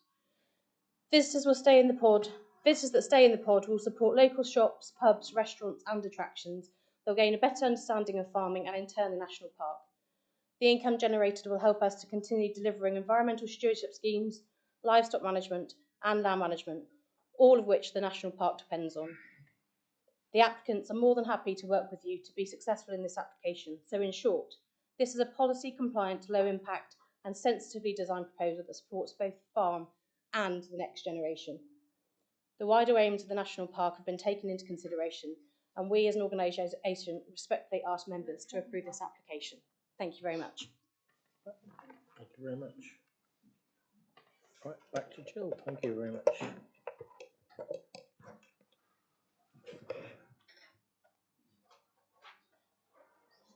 Thank you, Chair. As you've heard, planning permission was granted for 2 pods. This was the approved scheme in 2022 for 2 pods in the area known as the Garth as a form of farm diversification and fully in accordance with policy UE2 of the local plan. That permission is extant, it's still valid because the applicants have installed just the 1 pod at the moment. So they can go ahead and install the 2nd pod in that approved location there. I understand their reasonings behind not wanting to. I think the pod at the moment provides a lovely setting. It's very tranquil. You don't have an immediate neighbour. So I understand that wanting to relocate that approved pod somewhere else gives the 2 pods then their own area of privacy and sort of sense of tranquility. To relocate that pod anywhere else in the Garth is a non-starter. That was explored in quite some depth back in 2021 when the application was first received, and I think the officer at the time explored various sites that are land in the ownership of the applicants to see if there was an alternative, and this was the final approved scheme side by side at the southern end of the Garth. So the proposal now is that that 2nd pod is relocated into the adjacent field, which you'll see from the photographs is in close proximity to that pod, but is quite a different field between the Garth and the field you've got here. So the pod is very much, it matches what's already there, and you'll see from the photographs what that looks like. So this is the pod that's been installed. This is taken from the photographs taken from the sort of parking area and drop-off unloading area with a central path down. You've got the mature trees and hedge on either side, and the pod is located in that southern corner where it has a lovely tranquil setting. This is the view from Barry Bank, the access road. This is the vehicular access. This is where guests typically drop off their luggage and what have you. Some park there, but generally there's parking provided in the farm opposite so that this field access is maintained for farming access at all times. And the pod sits there, and this is obviously taken during winter, so when the trees are in leaf it's very well screened. That's a further view. The proposal would be to site the 2nd pod. That is the approved location. The proposal is that it goes the other side of this hedge in that field here. So in this view, it would be largely screened by that existing pod. This is the field access, and it is proposed that the 2nd pod would be accessed on foot only through that gate, and you'd take a left turn along the hedge to the pod in the field. So this is from that field gate looking down that boundary hedge. The existing pod is in the Garth to the left of the photograph here, and the proposal would be against that hedge further down the field with just a pedestrian access across the field. The proposal does include fencing around the pod to provide a small area of curtilage so as to protect it from any cattle or livestock in the field. The applicants have said it would be a double fence. They would plant it with native hedging. They would incorporate a couple of mature cherry blossom trees to provide an instant screen of the pod. So the proposal is that it's in this position here. That's the existing one. So visually and physically they are closely related, but there's quite a difference between the setting of the garth and the setting of this open field here. This is taken from the churchyard looking across, and you can see that's the approved pod, and the proposed one is in this location here. Now, as you heard from the applicant, they're more than happy to position it anywhere along that boundary, provided that it's not in the root protection area of that tree. We did discuss at length on site whether it's better positioned here, but we felt it would still, in that location, it would still be contrary to policy UE2, but we felt that unfortunately, it was felt that this, as a non-designated heritage asset, that a pod that close to the church would harm its setting. So they have reverted to the application as originally submitted. This is the view from the street across the churchyard. You can see the existing pod, and the proposed one would be in that location there. So I think what you've got before you is an application where they have approval for 2 pods and they could implement it, but for various reasons, from a commercial venture point of view, it makes more sense to put it into the adjacent field. But this is a good example of how effective UE2 is in terms of a policy. And you've got the garth with its established screening that provides a sort of defined setting for 1 or 2 pods, whereas a proposal would take it into the adjacent field where there is no screening. It wouldn't be anchored in the landscape other than against that screening here, and you would have a fenced off area which would perhaps feel alien to the sort of form and grain of the landscape, with potential that if one is acceptable here, would another 1 or 2 in the future be. So it is before members with a recommendation of refusal. Thank you, Chair. Right, members. George. Thank you, Chair, and also thank you to both the officer and the speakers for explaining the background, because actually that's much clearer than simply reading the report. And I understand that initially there was an approval for those 2 pods. Presumably that was, as I understand it, after some discussions with them at the time. So I understand, if I understand correctly, that was those 2 adjacent locations that were agreed years ago were not the applicant's first preference even back then, because that was the conclusion of some discussions, and they went ahead with only 1, and now they want, of course, to change the location of the other one. I also understand why the officers have put a lot of effort in trying to find another suitable location within the field, and I understand how close it is to the church as a heritage asset there. One of the questions I have is, in the report it says the consultation response from the parish. The parish supports as this amendment is an improved location. What do they mean by improved location, given that all what we have heard so far about the background of this situation?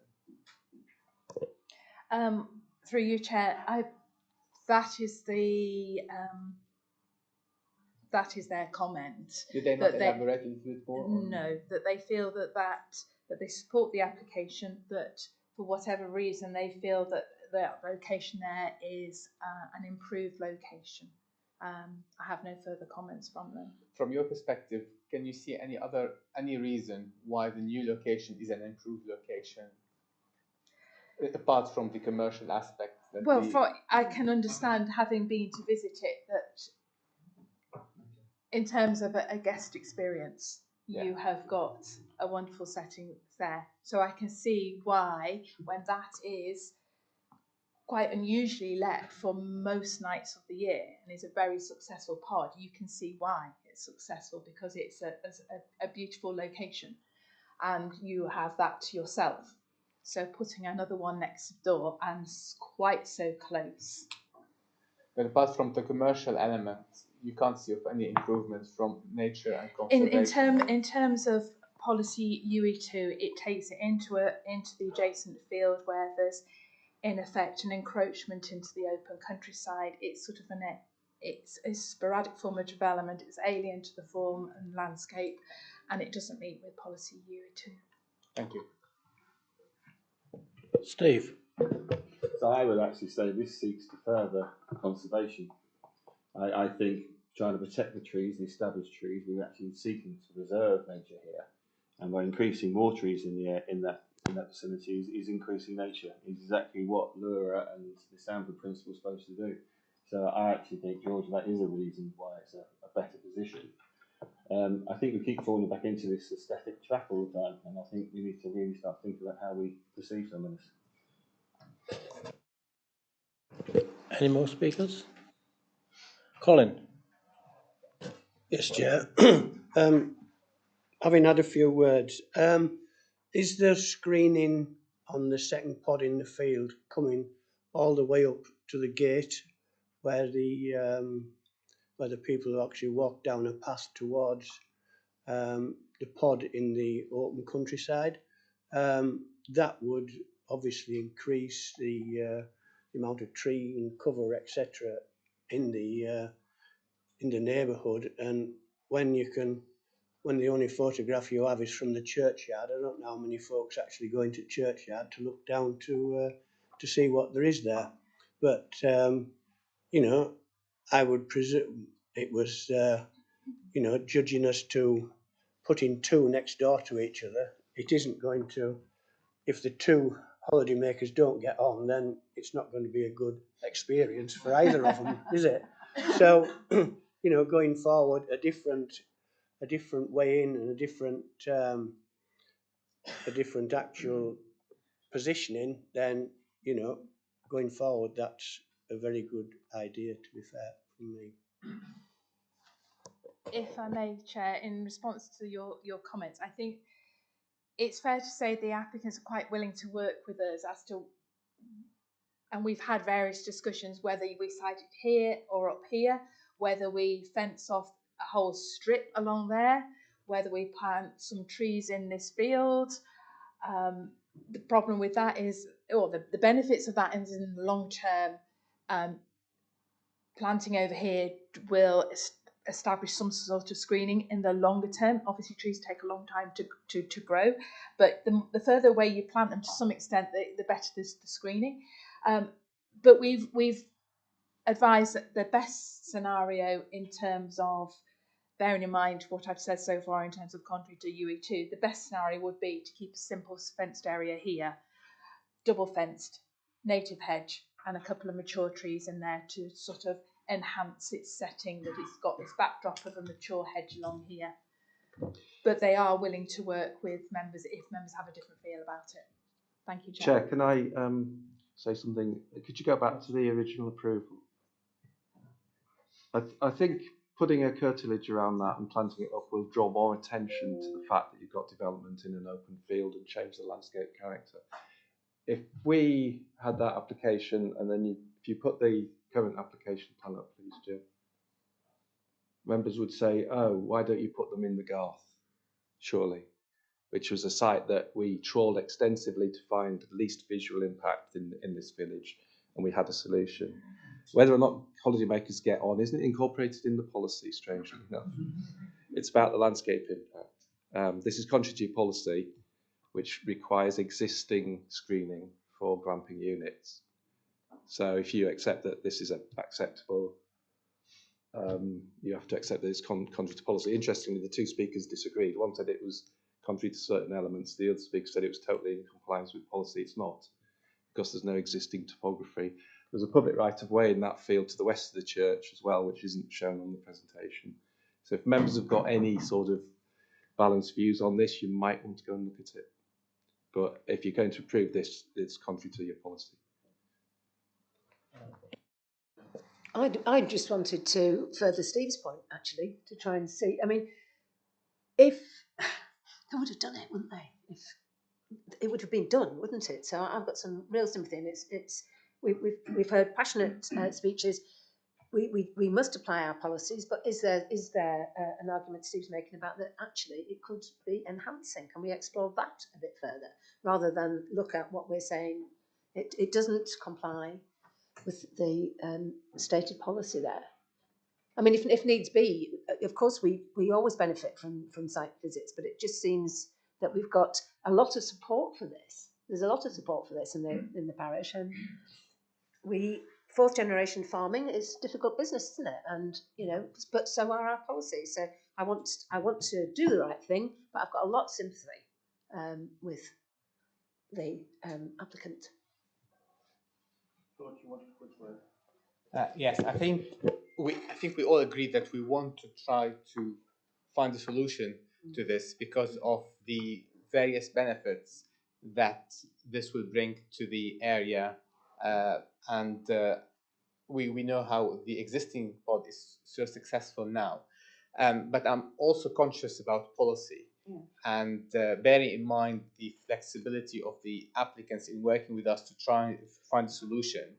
And what Chris has just said about the members having a balanced view on this, I think that it is incumbent on us possibly to go and see the site in person as Chris suggested before we come to a conclusion, because either we're going to have to not respect policy or we are going to turn down an opportunity for further improvement to the commercial aspects of an attraction in the area.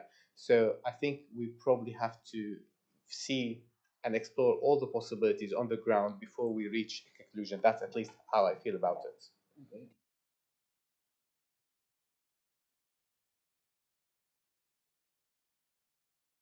Both sides of the argument. I suppose the question I would just want to ask about the screening, is it, particularly Chris, is it your position that there is no version of screening that's acceptable on that particular field? Just for clarity.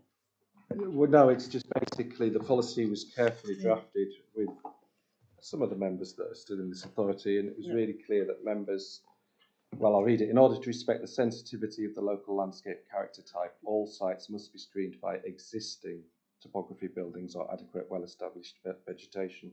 Otherwise, there's no point in the policy. You can put them anywhere and just put heads around it, and it's acceptable. So it's about existing screening. I mean, I am minded to go to the site if it will help, because it's just one of those. I can see what it's finding a way. How do you find a solution? I know what you're saying, there was the original application, but clearly there's issues with that. But I genuinely also can see the applicant's point of view on this, and I don't want to end up with a negative outcome, because I don't want to be not supporting somebody's diversification when I policy says so, but I can also see the point about why there's an issue with what's in front of us. Yeah, Chair, just in terms of the need for this, there's no supporting arboricultural report to say you can't put another pod in there without damaging the trees, or a smaller pod. And the issue of it's a great experience for one isn't a matter for us. You don't.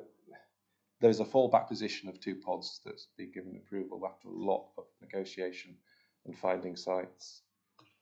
I think it's a matter of whether the members think this is harmful in landscape terms, which you might not get that from the presentation. Right, I've got David Hugo.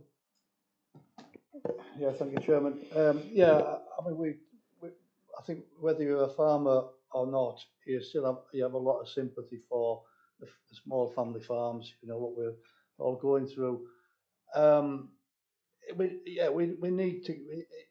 It's really important for this business to get this pod. I realise you can't just put a pod in a field just somewhere, and it has to fit into your farm. Otherwise, you can't do it. We've got sort of the applicants sort of willing to work with officers.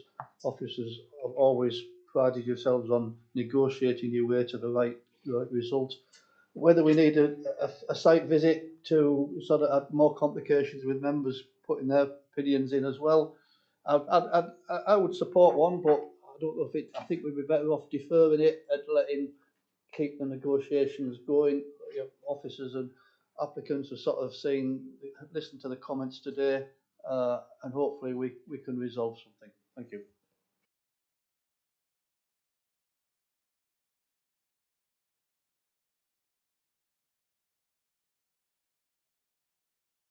On the side. I don't know the answer to the question. I'm afraid I haven't stayed there, so I don't know. Yeah, well, I was just looking, if pets are allowed, there's not a very good fence at the moment, is there?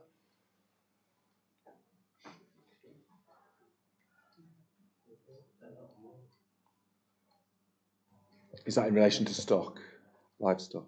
No, I'm thinking if visitors turn up with a pet dog, so particularly dogs. And I'm just trying to relate it to planning. It's not going to be ideal to go on there with dogs as the fencing is at the moment. Is that the scheme that's being applied for? I don't know. Okay. Well, that's why I asked. Yeah, I just don't know.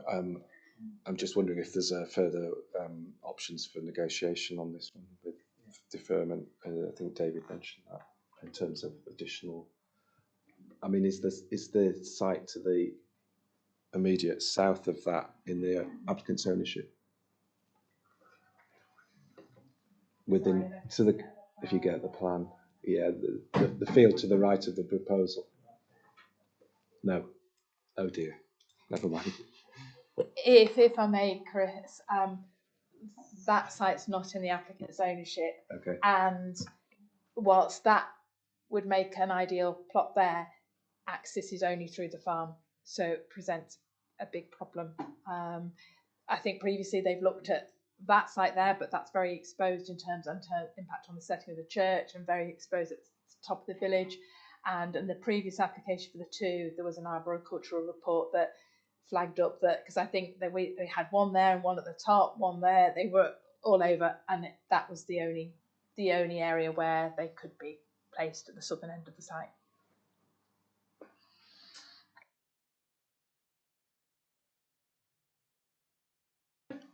Of course.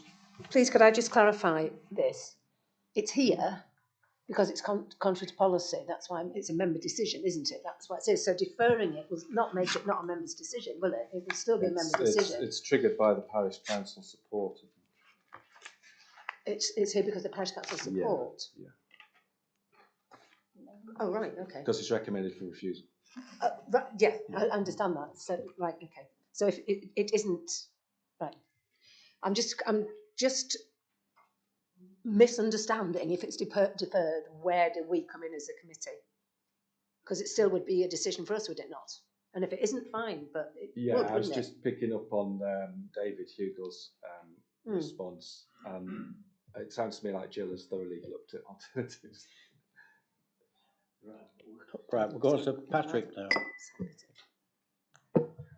Thank you so much. I'll be brief. We have had plenty of applications in this committee room in the past where people have want to plonk pods like this way out in the open fields. This isn't quite that. This is pretty close to what you call curtilage, even if strictly speaking it is in an open field. But it's right on the boundary. I feel there's a solution here, and I suspect we could solve it if we went for a site visit. And I think there could be a better landscaping scheme. I personally don't want to have a holiday if I'm completely enclosed in by a hedge. I quite like to see a view like the other pod. I just don't know whether that's the right proposal. I'm very keen to try and support this. Whoever else proposed a site visit, I would second that. I believe there's a solution. Yeah. Design nature into it.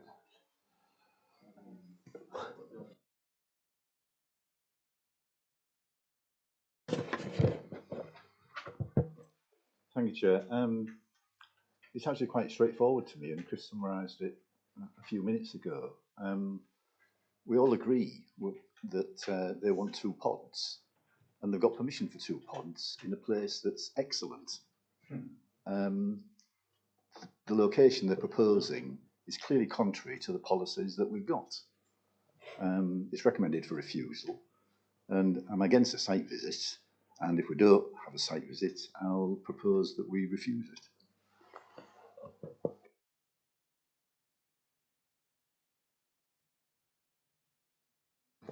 Thank you, Chair. Broadly echo what Patrick was saying there. Broadly, I think policy across the national park is important. And much as I appreciate diversity for the farming community, to approve this would set a precedent across the park. But I would support a site visit to find a solution, which I'm sure is there. All right, thank you. Rather than go on any further, I think what we should do is vote for a site visit. Yeah, Yeah, Chair, Chris? just clearly on that, the site visit is for members to view the impact of the proposal, Yeah. not to look for alternative sites. Yeah. But during that period, officers can do that. Chair, just a proposer and a seconder for that. Yeah, we did have we have got a proposer and a seconder. Yeah, Steve, you wanted to? So just on that, so you propose, you can look for alternative sites. Can you actually look at alternative screening and how we're building like nature into that a bit more to try and address this issue? Because if it can be built into the landscape character and incorporate that in, then sure that will be more acceptable anyway. And regards to setting precedent, I just, no application decision sets precedent for another application decision, so we need to be careful saying that. And the committee here, to be honest with you, I've run on planning committees for quite a few years. It's our job to look at these applications properly and take a view sometimes that our policy may not be fit for purpose in certain circumstances. So just caution on just following every recommendation. Sometimes we don't have to if we feel it's the right application. Chair, just clearly that's clear. You're the decision makers, and we advise you on the basis of your policy. The policy about screening development is definitely fit for purpose. The issue of the site visit is the purpose of a site visit isn't for the authority to look at alternative options. It's to look at what's in front of you, and you might think that's acceptable. It might be acceptable with different screening, but not to look at other sites. But if this is deferred for a site visit, that does give officers further time to give it more consideration and work with the applicant as well. So there's a double benefit in that. Sorry, we have got a proposal which is George and a second Patrick for a site visit. Could I all in favour, please? Please show. 3, 10, 11, 12, 13, 14, 15. So, Chair, yes. Right, thank you. Against was Malcolm. Right, thank you. So site visit is going to be, if that's all right. So we defer that until after the site visit. Thank you very much. As this meeting's been going on quite a while, I think we'll have a 5-minute comfort break.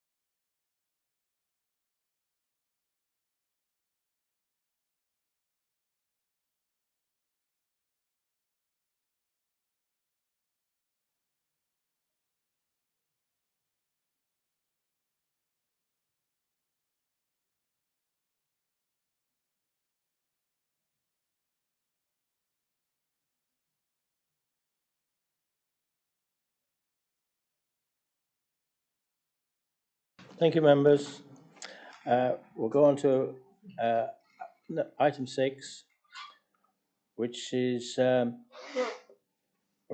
park retrospective application, and it's to do with outdoor seating area at 18 Bridge Street, Helmsley. And this one is Jill again. Yes, Chair, just Thank you, George. Yes. I'm very aware of this application, and I've had various conversations with the different parties on this, including trying to find a solution to this. So I think it is appropriate for me to, it's not appropriate for me to take part in the conversation. As a result, I'm going to leave the room now and come back at the next item on the agenda.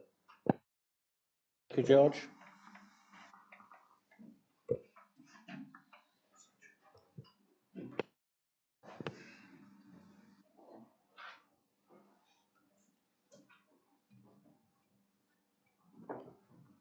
Right, thank you, Jill. Right, thank you, Chair. So I understand we have a speaker on the application, so I'll just do an update. 18 Bridge Street is what members may well know as Helmsley Brewery, located towards the southern end of Helmsley and the conservation area. There's quite a lot on the update sheet which I will go through, but the application before you is part retrospective for the siting of a timber pergola, use of the rear yard for outside seating, the siting of a chiller unit and a screen fence, and for the extension of the opening hours. Thank you, Chair. Right, thank you. We have one speaker, and that's against the application. That's David. Oh, right, Annie. Thank you very much. Good morning, Chair, members. If you'd like to sit down. Yeah, I might not need to, but we'll see. Do I have to press something? No, it's no. okay. Okay, thank you. So I live at Rydale House, which is opposite directly the brewery, and I also have 3 garages within the brewery yard. The purpose of my spoken contribution today is to set out why material consideration should be given by the committee with regard to this application, which was first mooted 5 years ago. You will have noted from the very many comments submitted by neighbours the amount of opposition that exists to the increased hours in particular. Clearly, the hours of operation can be determined by the committee, and I hope that I'm correct in assuming that you're mindful of protecting the rights of neighbours who would be directly impacted, many of whom are extremely elderly, including my 95-year-old mother. Historically, what started out in 2014, when planning permission was granted for a change of use from a retail space to a light industrial microbrewery, seems to be evolving by stealth, due in part to COVID allowances for outside drinking, and shall we say a little bit of absent-mindedness on the part of the applicant last April, into a fully fledged pub and beer garden. In spite of the current alcohol licence to midnight inside the building, the operating hours currently run to 9 p.m. Within this application, there is a request for an additional 2 hours until 11 p.m, which means customers leaving the premises after that time are likely to create a significant disturbance for those who are asleep in all of the adjacent properties, whether that be by vehicle or by foot. With regard to the outside space and the closure at 9 p.m, I have no issue with that, so long as the shared access and turning areas from our garages are strictly adhered to as per your recommendations and remain uncluttered. To date, this has been an ongoing concern, both in terms of vehicle access and several large industrial bins blocking the garages.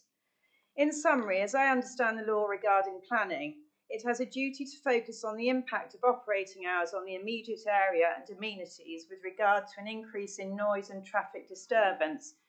Whilst we neighbours have been supportive and extremely tolerant of the brewery as a business, we cannot possibly support the requested increase in hours internally. Given the growing nature of this business and the additional hours requested, responsible consideration and judgment must surely be given to the physical constraints of the brewery's operational environment. Can the committee justify permitting an undesirable increase in noise and disturbance simply to fall in line with the hours granted in other drinking establishments whilst ignoring the well-being of the residents? And can the committee assure me that this is in the best interest of this tranquil residential area sited in a conservation area? I would urge you to come and look at the site and judge for yourself. Thank you. Thank you. Thank you very much. Thank you, Chair. So I just want to draw members' attention to various updates. You'll see on your update sheet you've got 2 amended conditions 4 and 5. They are in response to the additional advice received from environmental health in terms of particularly tightening up the playing of any sort of music outside and in, and also making sure that any approved outside seating area, should members be minded to approve the application, is clearly physically marked on the ground rather than simply on a plan to ensure enforceability. Environmental Health also at the last minute yesterday came in with a comment regarding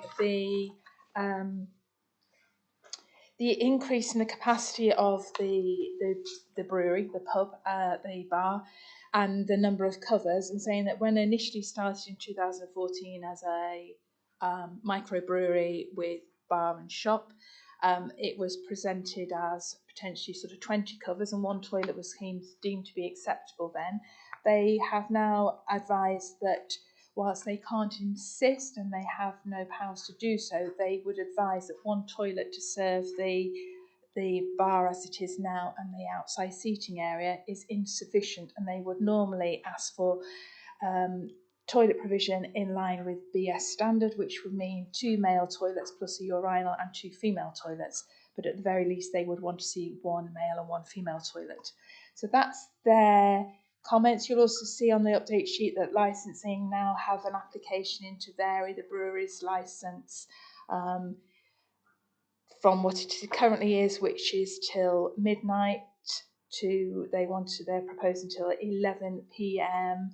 And 9 for the outside seating area.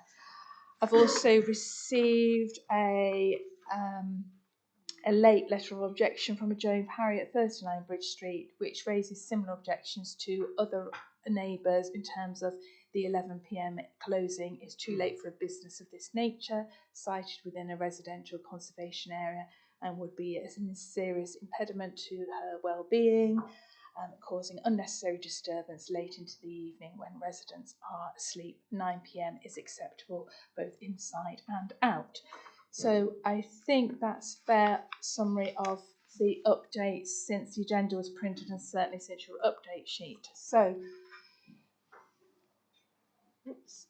Oh, go back. Right, so what you have is a 2014 planning permission for change of use from a former retail unit into a microbrewery, shop and bar. The conditions at that time restricted the openings to 9 a.m. to 9 p.m. Monday to Saturday, 10 a.m. to 7 p.m. Sundays and bank holidays, and with a condition restricting no outside seating.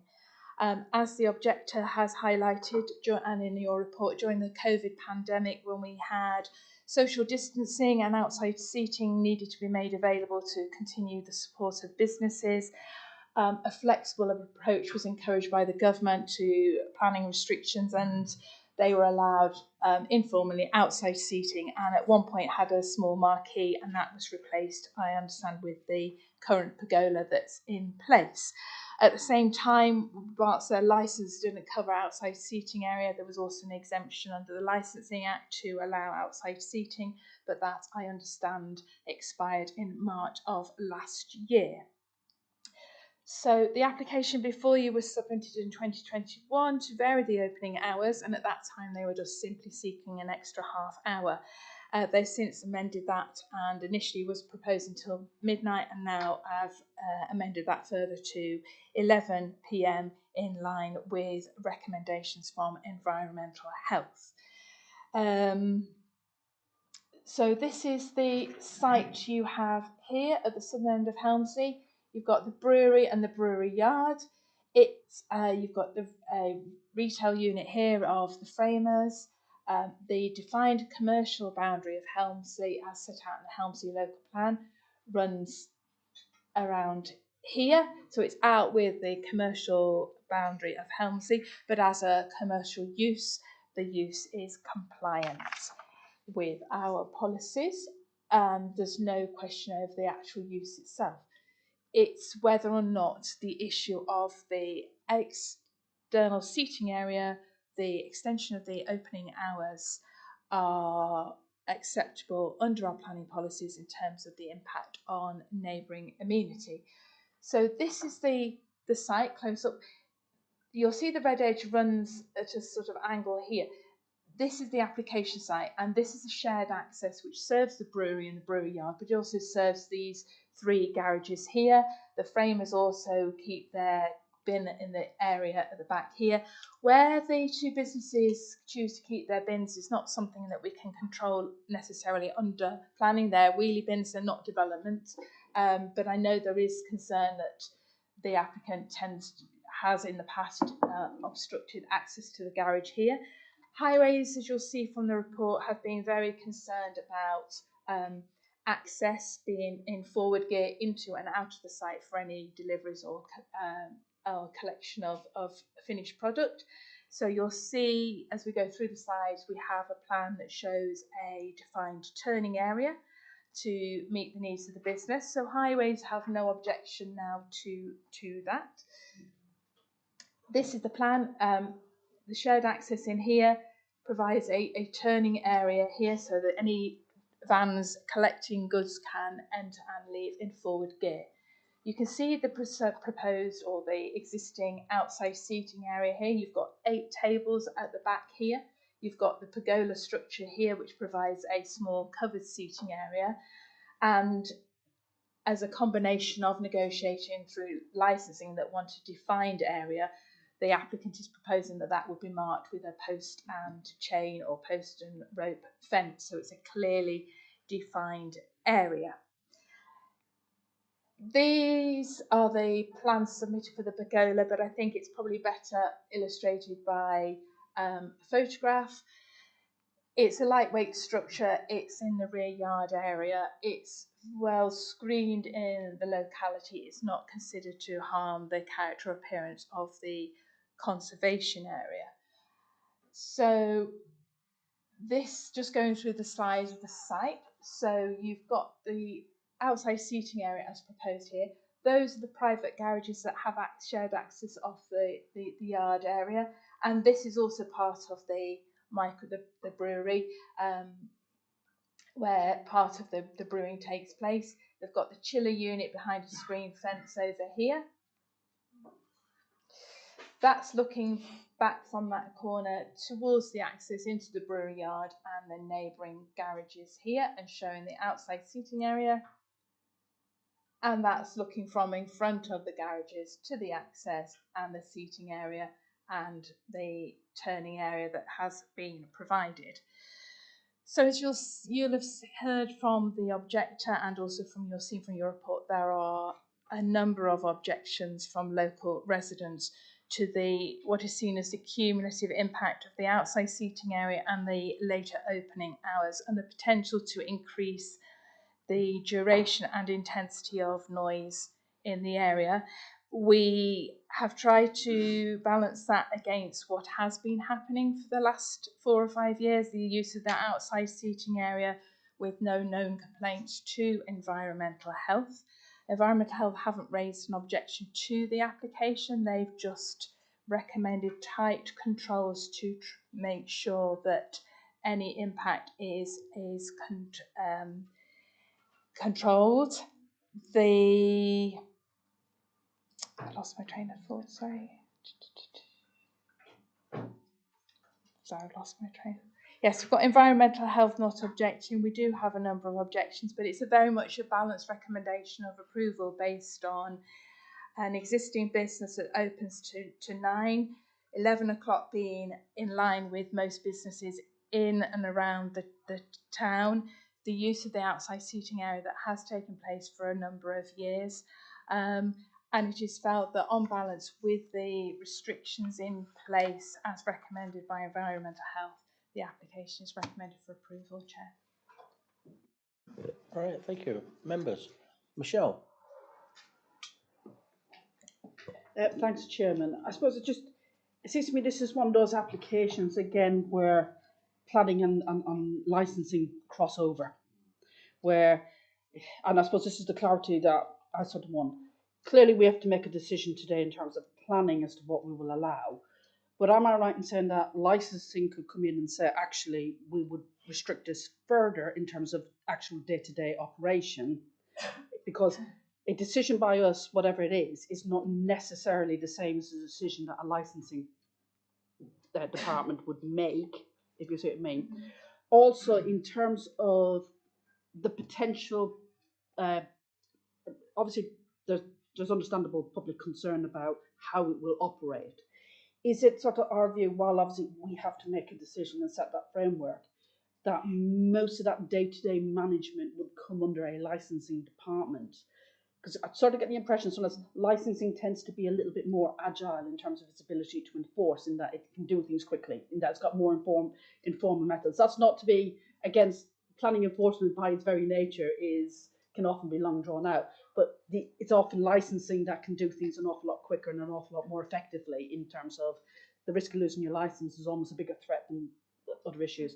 And I just wonder, obviously we've got to make a decision, but I'm concerned that, are we saying that, look, there is another sort of gatekeeper here that has to look out for this as well? And how does that work vis-a-vis planning?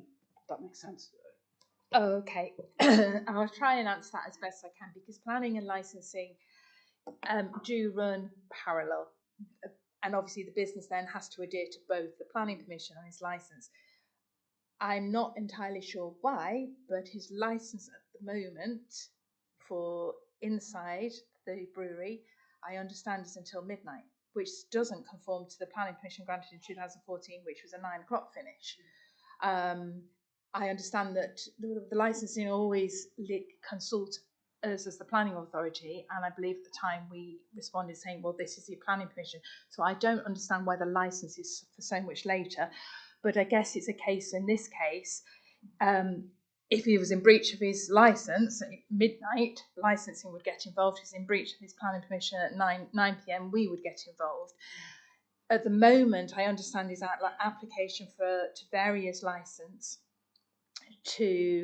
is in with the licensing authority, and they are out for consultation on that. That will include the outside seating area, which has never formally been covered by his license, and also I think it's to try and align with the planning permission or the recommendation you're planning before you.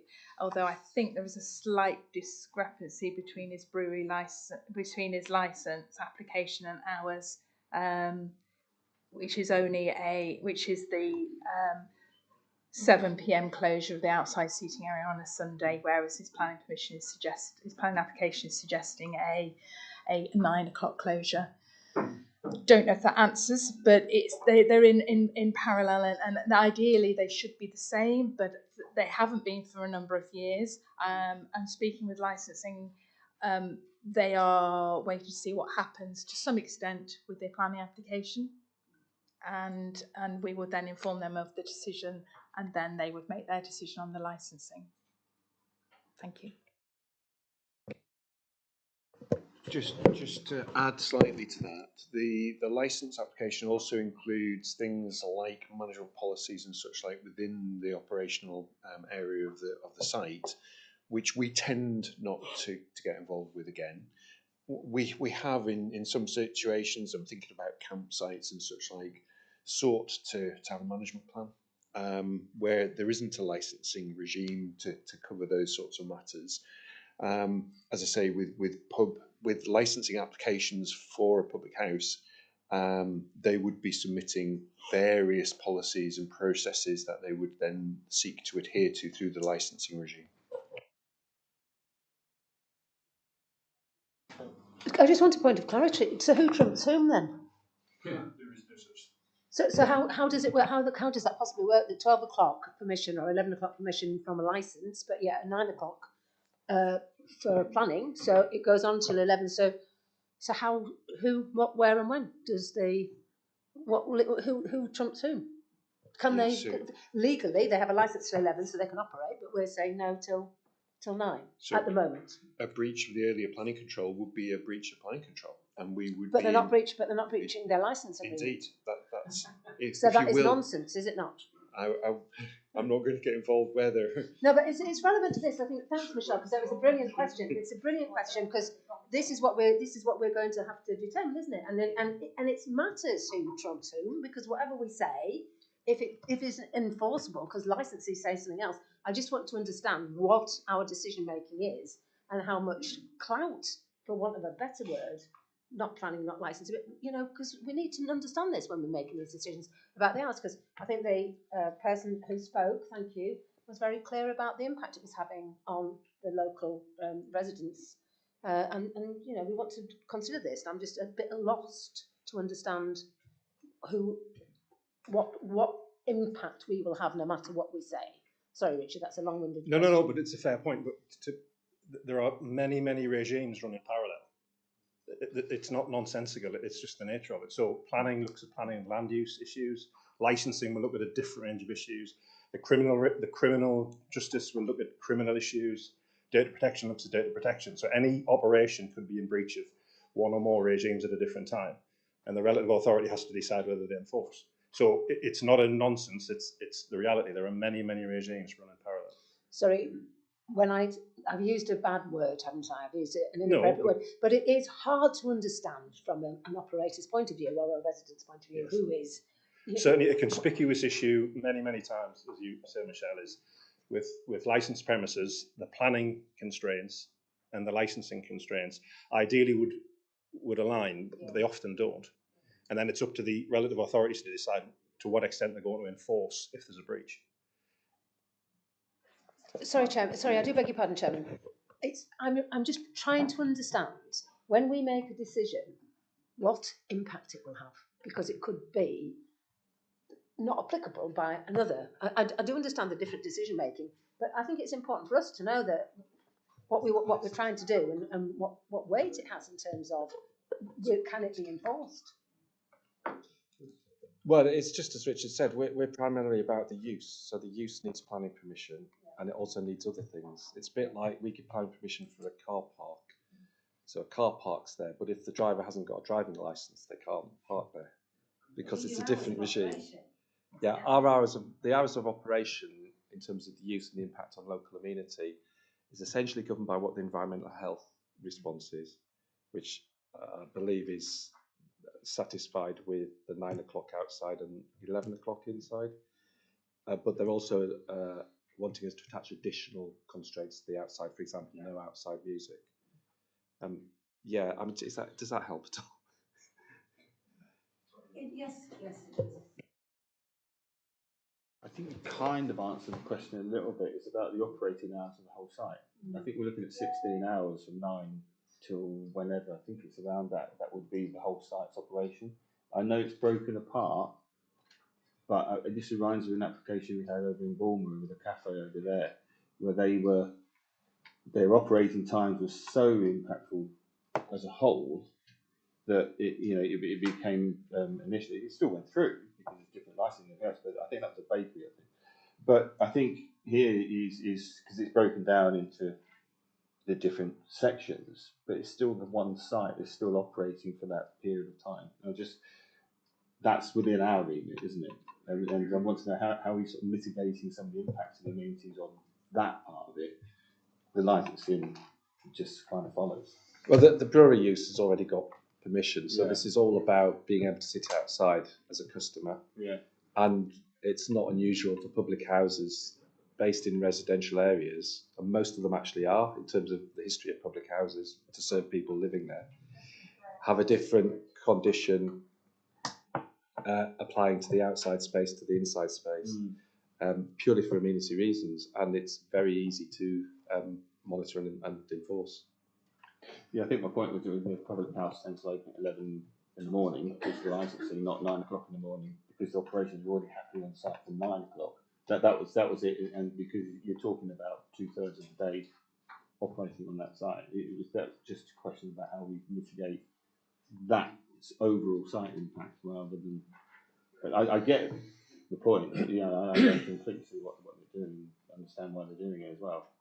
And but I was just asking that question really about, because the overall site is within our control. Jane. Thank you, and thank you very much. You know, I understand that residents could be concerned about people leaving at 11, but I think, did we not give permission for the flower belt where it's got a public footpath that will go past all these residents, people coming back down at night? So I'm just sort of wondering how much more impact this would have finishing at 11 than the fact that you've got that public footpath of the flower belt people coming down. I'm just sort of wondering, you know, which way we did give permission, if you see what I mean, and that will affect local people, and that had a lot of support for it. So it's just, it seems this, from where the flower belt is to where this is, it's the same area where people will be walking through. That's all I just wanted to make a comment on.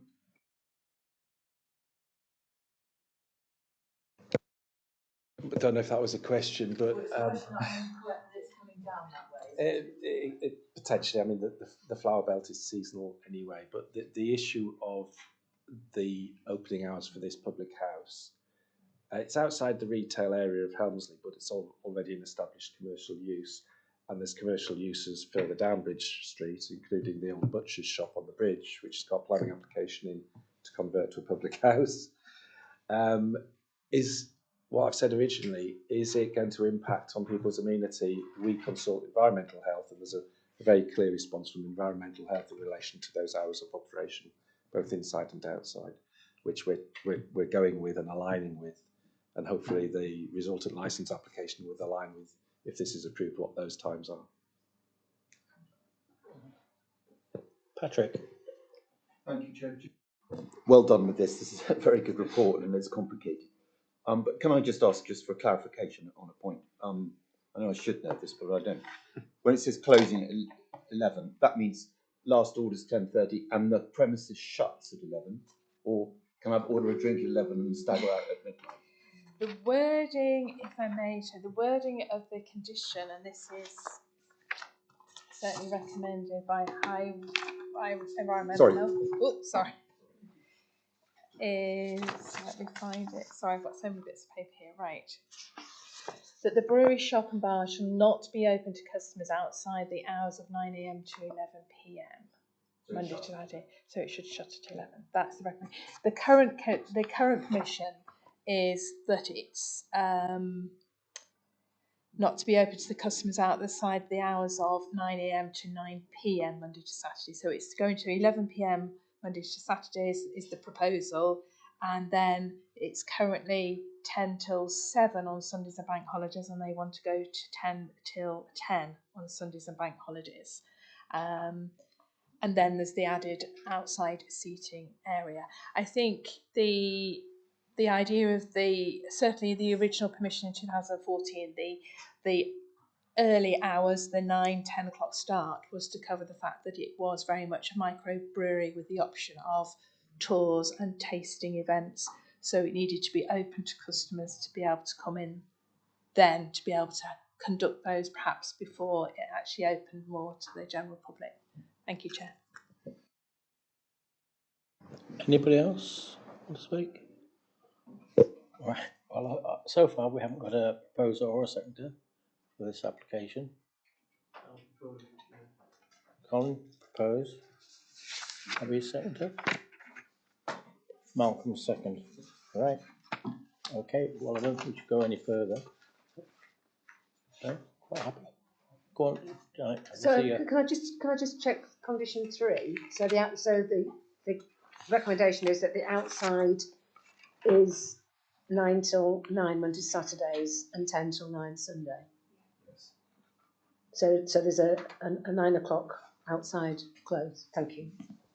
But the inside is till 11. Yeah, thanks. Right. Okay. Thank you.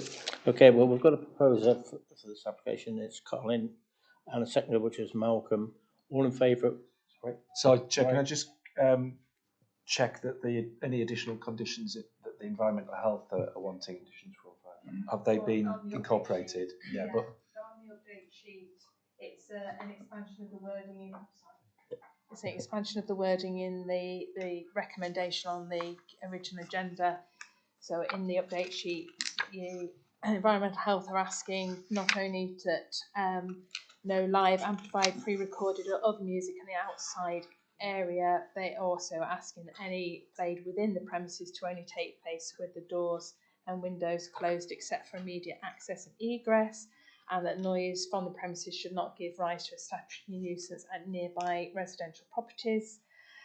And then the condition 5 is updated just to require that the outside seating area is physically demarcated on the ground, so as to make it quite clear where, for as much as anything, for customers to know where they're allowed to go, where they're not. So thank you, Chair. Thank you. I'll just ask one thing. You're on about the noise level from music or whatever. Have we got any control on the noise level within the building? I was just wondering, will we put a decibel maximum on or not? No. I think we had all sorts of issues with the flower belt when we were talking about decibel levels. So it's basically quite a strong condition that the environmental health are asking us to put on, which is all the windows and doors are closed. No music of any kind outside, which changes the existing situation. I'm not sure we need a condition to say no statutory noise nuisance, because if it's a statutory noise nuisance, it's addressed anyway through other legislation.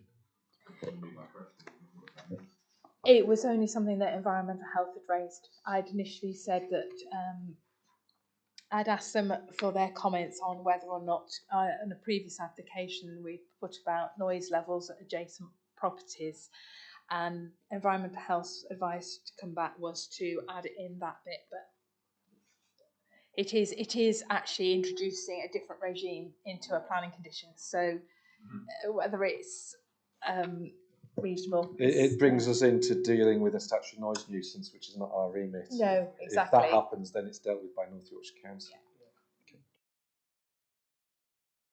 Okay, well, thank you for all that. We'll go back to Colin proposed this application and Malcolm seconded. And we'll say all in favour of the application, please show. 1, 2, 3, 4, 5, 6, 7, 8, 9, 10. Against? 1 against. Abstain? 2 abstain. I think this application's been passed. Thank you very much.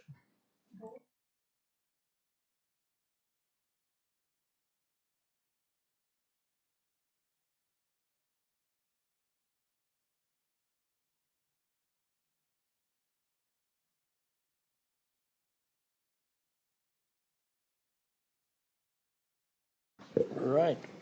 We'll go.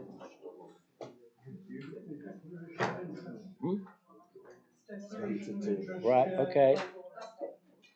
Right. Pop. Just leaving the meeting, yeah. Declaration of interest. I don't know. Yes, fill the form in. You put down anything. Right, okay, we'll go to application 7, which is change of use of agricultural land to domestic garden. And this is in Swang Road, Scarborough. This one, are you? Yep. Yep. Good afternoon, members.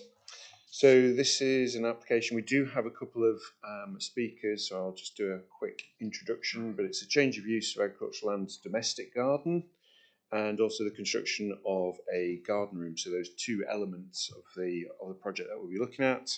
We are in Suffield, and the site here, we're looking at if I'm good to learn how to use this device, how do you do the pointery bit? The pointery bit is that in the middle? Is that? I got you. It's that thing there. Super smashing. So we have a listed building, farmhouse adjacent, and then listed curtilage buildings, which were converted into dwellings and holiday cottages, with this adjacent parcel of land converted, as I say, all in as a retrospective application, converted into domestic garden, along with a small outbuilding, a garden room within that area as well. Thank you.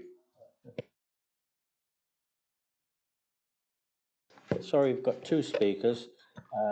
First one is applicant agent, and that's Doreen.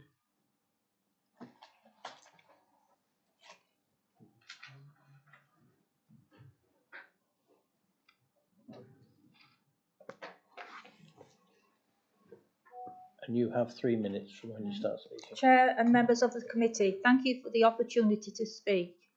I'm a 72 years of age and lived at this property for over 40 years, 50 years in Suffield.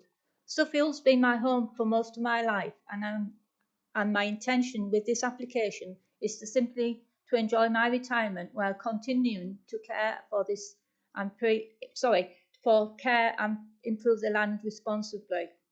I disagree with the suggestions that the proposal represents an unjustified encroachment into the open countryside.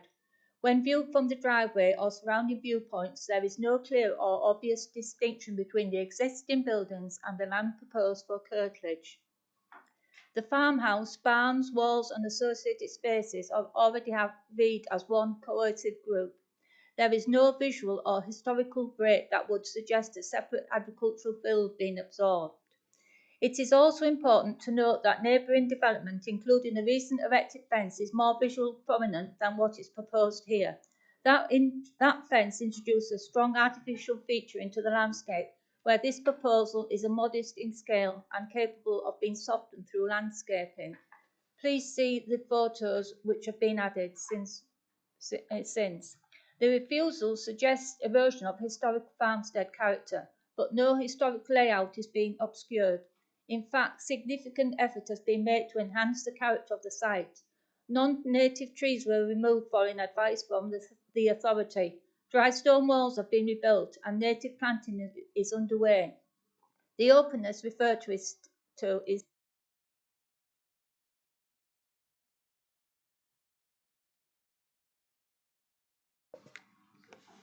I'll go back to non-native. Non-native trees were removed following advice from the authority. Dry stone walls have been rebuilt and native planting is underway. The openness referred to is temporary while new planting is established. There has also historically been a shed in this location, housing geese, which seems to have been overlooked. Building here is not new, and what is proposed now is visually calmer and better managed. I also question why approval with conditions was not considered.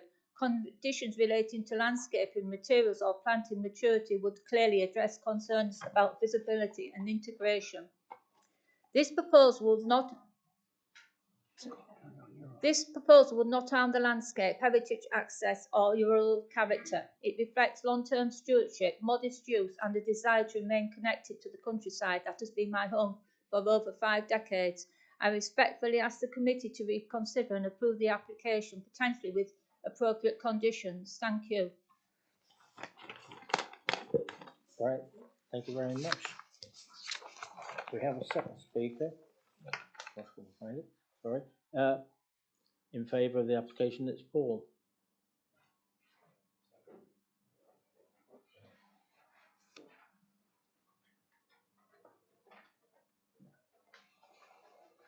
Good afternoon. How are we doing? Do I have to press something? We're on. I'm here to strongly support this application. I live directly across the road from it. I've lived there for just short of 15 years. Always been an eyesore. Its nickname was Ratsville, just full of rats. Made a massive improvement. The gentleman and lady look after the village. They cut the grass, take care of everybody. The most perfect people you'll ever meet. All they want to do is look out onto the open countryside. It's not doing any harm to anybody. So, as far as I'm concerned, it's a go. And I think you'll find everyone else in the village says so, and the parish council. So that's all I like to say, really. Thank you very much. Thank you. I'll go back to it. Okay, so firstly, note your update sheet. So the additional comments coming from the parish council, setting out their views with regard to both the general principles of the proposals, but also setting out their position in terms of some of the historic context of this parcel of land in relation to the host buildings. So if I may, going back to the layout plan, so just a little bit of detail there, I suppose, alluded to it at the outset, but the host dwelling that we talked about is this one here. So there's an access in between the properties here, which serviced at some point in the past the farm buildings and such like at the back, and the rest of this site that you can see. As I understand, much of the land has now been divorced from these buildings, and the other buildings on the site have been largely converted into dwellings and into holiday homes. So the structures that you can see in this area here are all domestic in their nature and character. The issues for us, as I say, there are two elements to the proposals in terms of their impacts, is the change of use of the land to domestic and the imposition then of the garden room within the site. So this is the garden room, a fairly simple structure. It's overtly domestic in terms of its character. You'll see from the photographs, both in the report and on the screen momentarily, the size and form and nature of that and the impact that that has in this vicinity. So the listed buildings are away to the right in that image. Clearly the existing farm buildings then that sit to the back of the site. The site there sitting along the road frontage, so you can see the boundary wall here, which I understand has been at least in part rebuilt or replaced. I understand in the past there was a screen of trees, I think that probably leyland, some sort of cypress, along the back of the site, which have been removed at some point over the last few years, and then the other vegetation and such like removed, and effectively it's lawned now with this building located in the middle. So there's a view looking back towards the listed buildings. So the listed farmhouse in the background, and then this range of curtilage listed buildings that were converted. The building that we're talking about in the middle here and the site area is delineated by the walls. So that's a bit more of a close-up. So it's, as I say, the point I suppose from our perspective is that it is an overtly domestic structure from that point of view. And again, looking across the tank parked in the middle of the access there, but separation between the domestic properties on the right and the application site over on the left. So again, a bit more detail of the building itself. So from our perspective, we're looking at this from the point of view primarily of the impact on the setting of the listed buildings. Bearing in mind, should you agree with the officers that there is harm that results from the proposals, you must give that harm great weight and importance, and can only offset that harm with public benefits of the scheme. So if you agree that there are harmful impacts resulting in terms of the setting of the listed buildings, you can only approve on the basis of public benefit.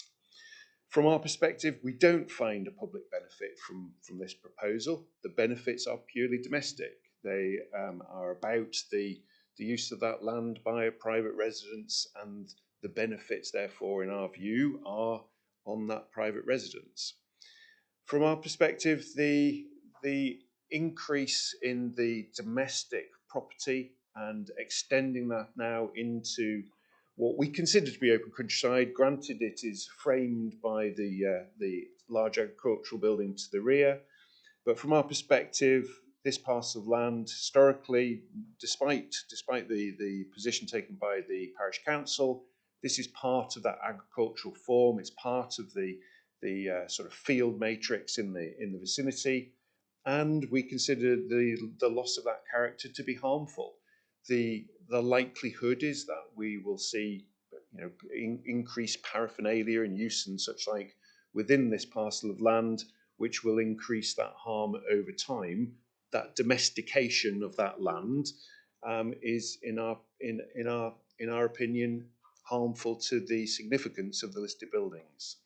And it is effectively on that basis that the recommendation is put before you. Clearly, as I say, there are two elements to that. One, the change of use of the land, which again, in the absence of the garden room, one might find to be simply management of that space and beneficial from that perspective. As we've heard from the neighbouring occupier, there were some issues on the site previously, which they would find to have been dealt with in this locality. However, the combination of the change of use and the imposition of what is an overtly domestic building, we find to be harmful to the setting of the listed buildings in the absence of that public benefit, and therefore recommend approval, and therefore recommend refusal on that basis. Thank you. Right, members. Jane.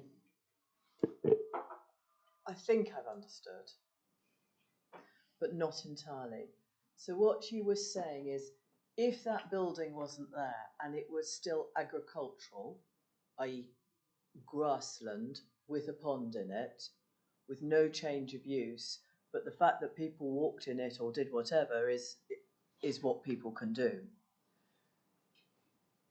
If that was a farm building, which was a storage, that wouldn't have needed permission, is that correct? Not entirely. It required a notification. Notification, but would have whatever. Actually, it would require planning permission because it's within 25 metres of the metal part of a adopted highway. So it would have in fact required planning permission. Okay. So in a way, it's the structure that is the real problem here, rather than the fact that people could walk or sit or do what they like on that bit of agricultural land. Is that what I'm trying to get? A bit like Janet, I'm trying to sort of get to the hub of where we cross over, if you see what I mean. I understand where you're going. I think from an officer's point of view, we're saying that both the change of use of the land and also the imposition of the building are harmful. I take your point that if this was simply managed paddock, let's call it, into which people walked, exercised a dog occasionally, one would have not required planning permission for that. The fact is that an application has been applied for the change of use, and we find that in and of itself harmful. Thank you. Can I just add to that? The change of use to domestic garden, I mean, once that change of use is given, then that will become a domestic garden with additional structures, garden seating, flower beds, etc. So the whole character of an agricultural field will become a domestic garden. So it's not just what you see there, it's the structure plus the actual change of use. It becomes domesticated, which officers consider is harmful to the landscape. There's a cultural heritage issue as well, which maybe there's heritage officers here to explain that if members need that.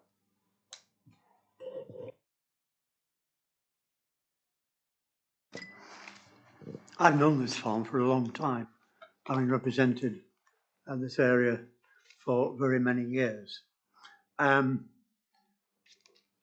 Yes, there is going to be a change, but I would take issue with the assessment that it will be harmful. And I think if you look at the comments that have been made by local residents, virtually 100% of them in Suffield there, on page 133, they're all unanimous in their support for this venture. Land, the one point, of course, is that the land is too small and meaningful for any agricultural purpose. I think the points that have been made by the villagers, I can only endorse them 100%. It will be an asset, I think, and I do not consider it will be harmful to the environment in this lovely little hamlet of Suffield. And to move progress, Mr. Chairman, I'm very happy to move approval of the application. All right, thank you. Anybody else want to speak? Malcolm?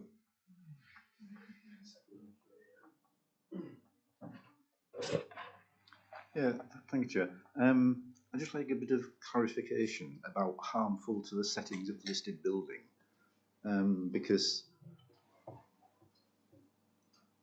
as you said previously, we've got to imagine if you give permission for this, then that was going to be a garden, and the gardener can do whatever he likes in there within reason, of course. And there's a pond in there. I'm not very clear what it was previously used for over all this period of time. And normally I'm not too happy about extending, we've had lots of applications to extend into the adjacent field.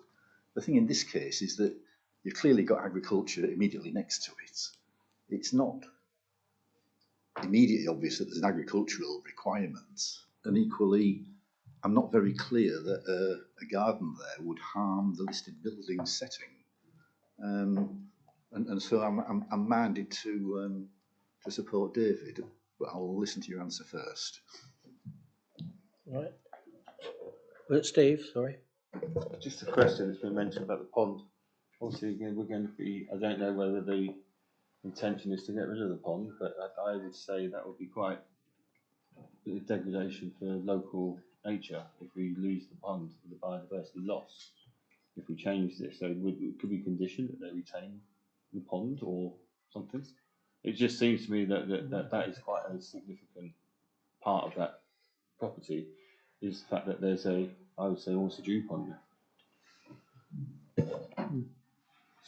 So, a couple of issues arising. So, if there was further development, clearly the application in front of you today is retrospective, so it is for what is there.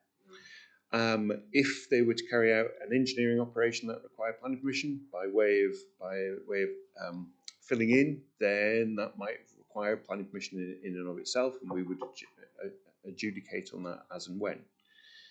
The question of setting, so that is a matter that the courts have ruled upon, which basically leaves it up to the decision taker to decide what is the extent of setting and can include the wider landscape. So in terms of, clearly you look at the scale of development and the nature of the significance of listed buildings as to what that then means in terms of impact on setting, but it's effectively for the decision taker to assess whether or not that structure and the grounds fall within the setting of the listed building.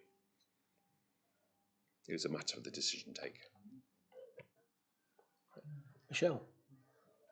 I'm sorry, I didn't understand that. I just didn't. Setting can be a very wide area. But you've determined in the report that it's affecting the setting. Yes, correct.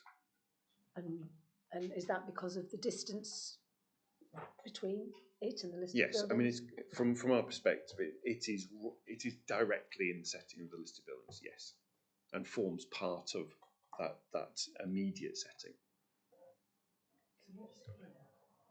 And sorry, Chairman, and the thing that I'm struggling with here, because it's there and somebody wants to enjoy the landscape that they've lived in for 50 years, and you can sympathise with that greatly. But it's the difficulty I have is the public good. So if we're going to choose not to go with the officer recommendations, we have to be able to justify that by saying that there would be public benefit to this, and it's that I think that I'm struggling with, finding what that public benefit would be. You would if you considered it as harmful, but you might consider it not to be harmful, then you wouldn't have to do that. Oh right, thank you. That is helpful. Michelle. And I understand that. You see, thank you both. Michelle, do you want to come in?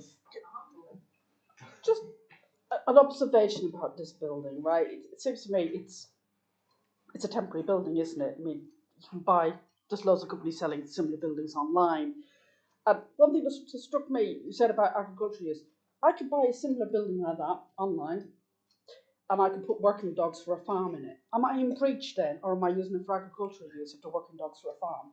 I mean, because seriously, right? If I turned around and said, well, actually, I'm keeping a border collie in there and that dog works on the farm, it's agricultural use then, isn't it? I mean, because do you know what I mean? Because I can go online, I can find you stuff just like that, that people put their dogs in, people buy better buildings even than that for the dogs. So that would be agricultural use, wouldn't it? So I just don't get the argument. Well, that's not what's in front of you. That's irrelevant. What's in front of you is domestication of agricultural land into a garden with garden furniture and garden structures. Right. And you can consider that to be harmful in the landscape or to the heritage, which is what the two reasons for refusal are, or you can disagree with that. So if the landowner said actually it's a kennel for a working dog, then it's agricultural, isn't it? It's not a garden building anymore. It's irrelevant because the applicant has applied for a domestic garden. Yeah. Steve. And I think that was my kind of point about with the pond there and everything. Is if we don't know what the biodiversity is in that pond, what that supports in the local area, then domesticating it will likely lose that resource, that public benefit. That's my only question about how we can mitigate that if we can. Struggle to. Okay, so I was going to say you'd struggle to. Clearly, as I said previously, if there was an engineering process that was significant enough to require planning permission in and of itself, then we could assess that. One could remove permitted development rights from parcel of land in order to prevent development that was, if you will, unforeseen from that perspective. But that would essentially prevent buildings and other structures, means of enclosure, walls and such like. I think it's my perception of a domesticated garden, I think, as well. These nice tailored lawns and borders. There's maybe where I'm sort of making a bit of a judgment on this, but that would constitute, in my opinion, a loss of some of that biodiversity. Yeah, and certainly that would be extremely difficult for us to manage from the point of view of a condition that then sought to protect it from that perspective. David Hilger? Yeah, thank you. Yeah, so something that gives it more sort of more weight to be classed in this change of use is that Peter mentioned as the paraphernalia that comes with domestication. So can we not condition some of that paraphernalia that so that we don't get anything more than what we've got there?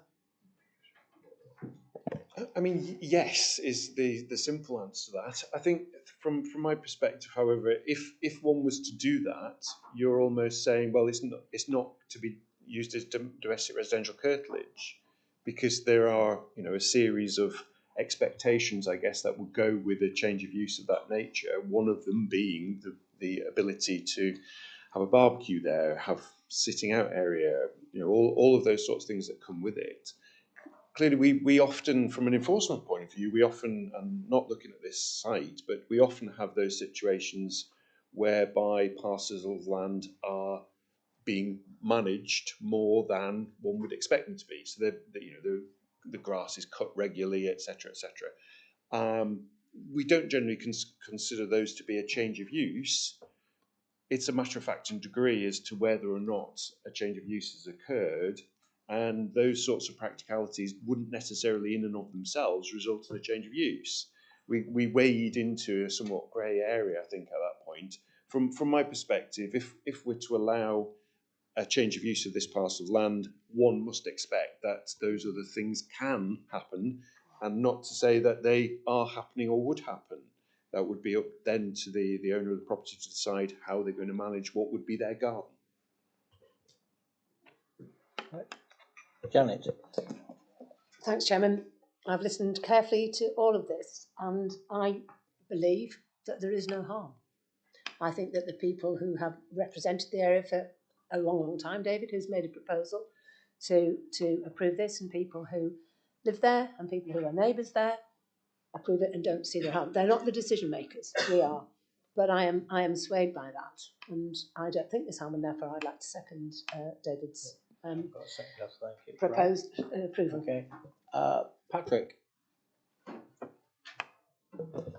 Thank you, Chair. We've had some tricky ones this morning, and This is another one, because I'm passionate about landscape and everything. I just feel that the scale of this is of a garden scale. It's not, we're not talking a 10-acre field here. And it's my last planning meeting, sadly, but I just think this word harm, I find so hard, the word harm. Because in my view, the setting of a listed building, I would argue that that great big agricultural shed is doing a lot more harm than that.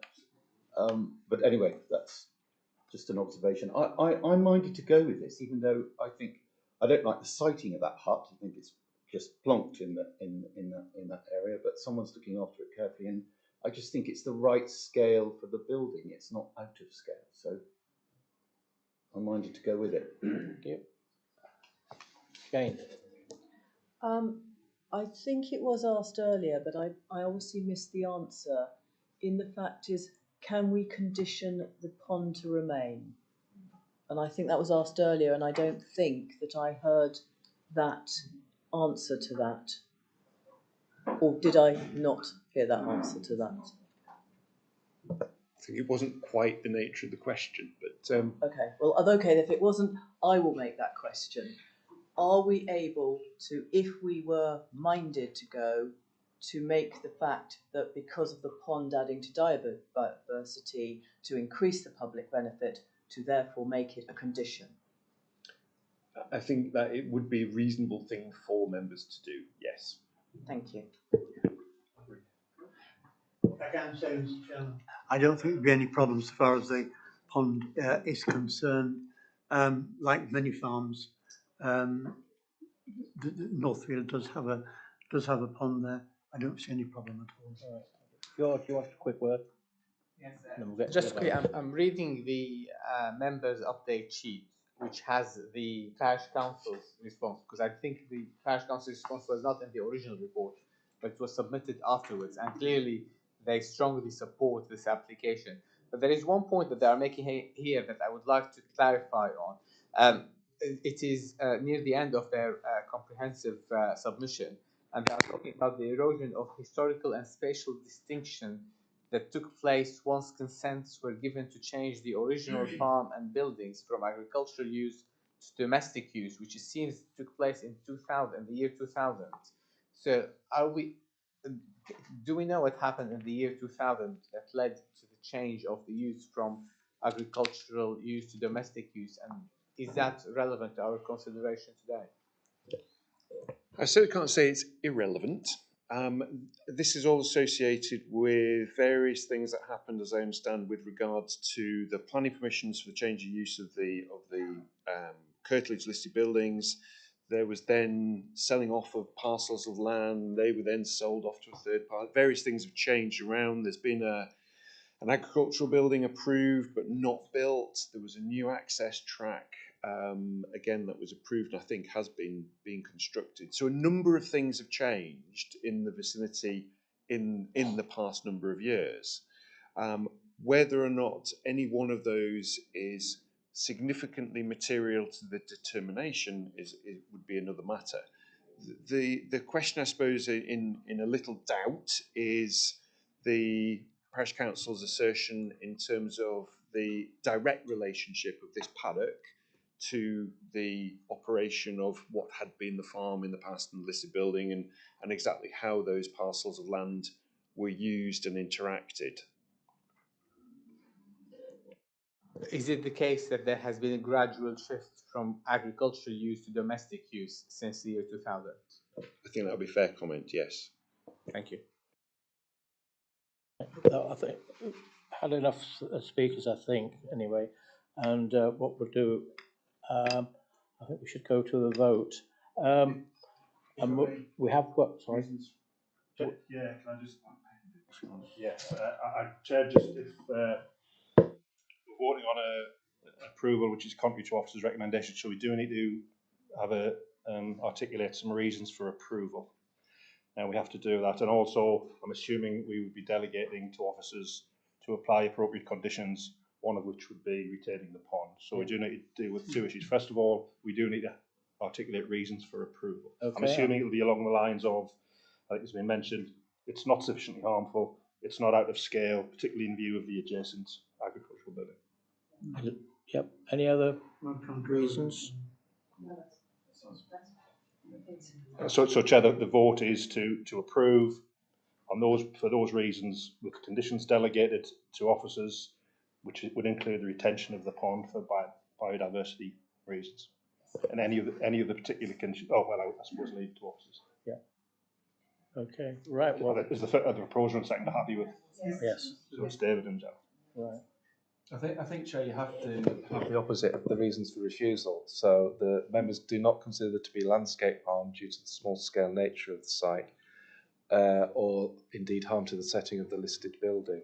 That's right. And the public benefit is enhanced with the retention of the pond. I don't think you can talk about the scale of the agricultural building, because that needs to be there, because North York was an agricultural place. And you expect that size of and character of an agricultural building on a farm. Yes, to be fair, Peter Jones has written down. We've got it. We have it. Okay. Is there any other reason what you want to put down? Yeah, I'm just trying to get to the bottom of it, because obviously we're trying to retain the pond. We are sort of ticking one of the principles or purposes. I am actually still not quite comfortable enough in my responsibility under LURA to go with this, because it's still quite weighted the other way. So is there a way we can mitigate some of the other, I don't like the word harms, but some of those to seek to further, if you like, more in this before I decide what I'm doing? But I think it's embodied in the reason for refusal that LURA doesn't kick in because the authority is not considering that harm is taking place, so you haven't not sought to further conserve and enhance. So I think you're fine legally. Okay, well, we're going to go to the vote now. We've heard a proposer, which was David Jeffels, a seconder, which was Malcolm. All in favour of this application being passed?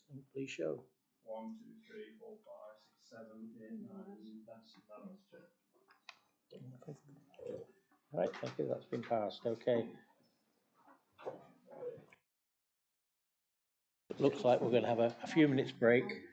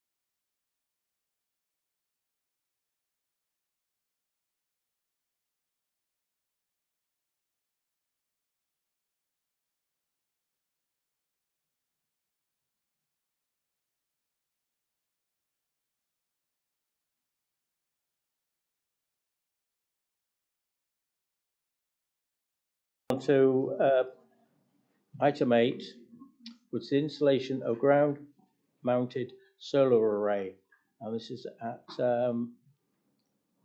Farlingthorpe. And Peter. Thank you, Chairman. So this is a Middlewood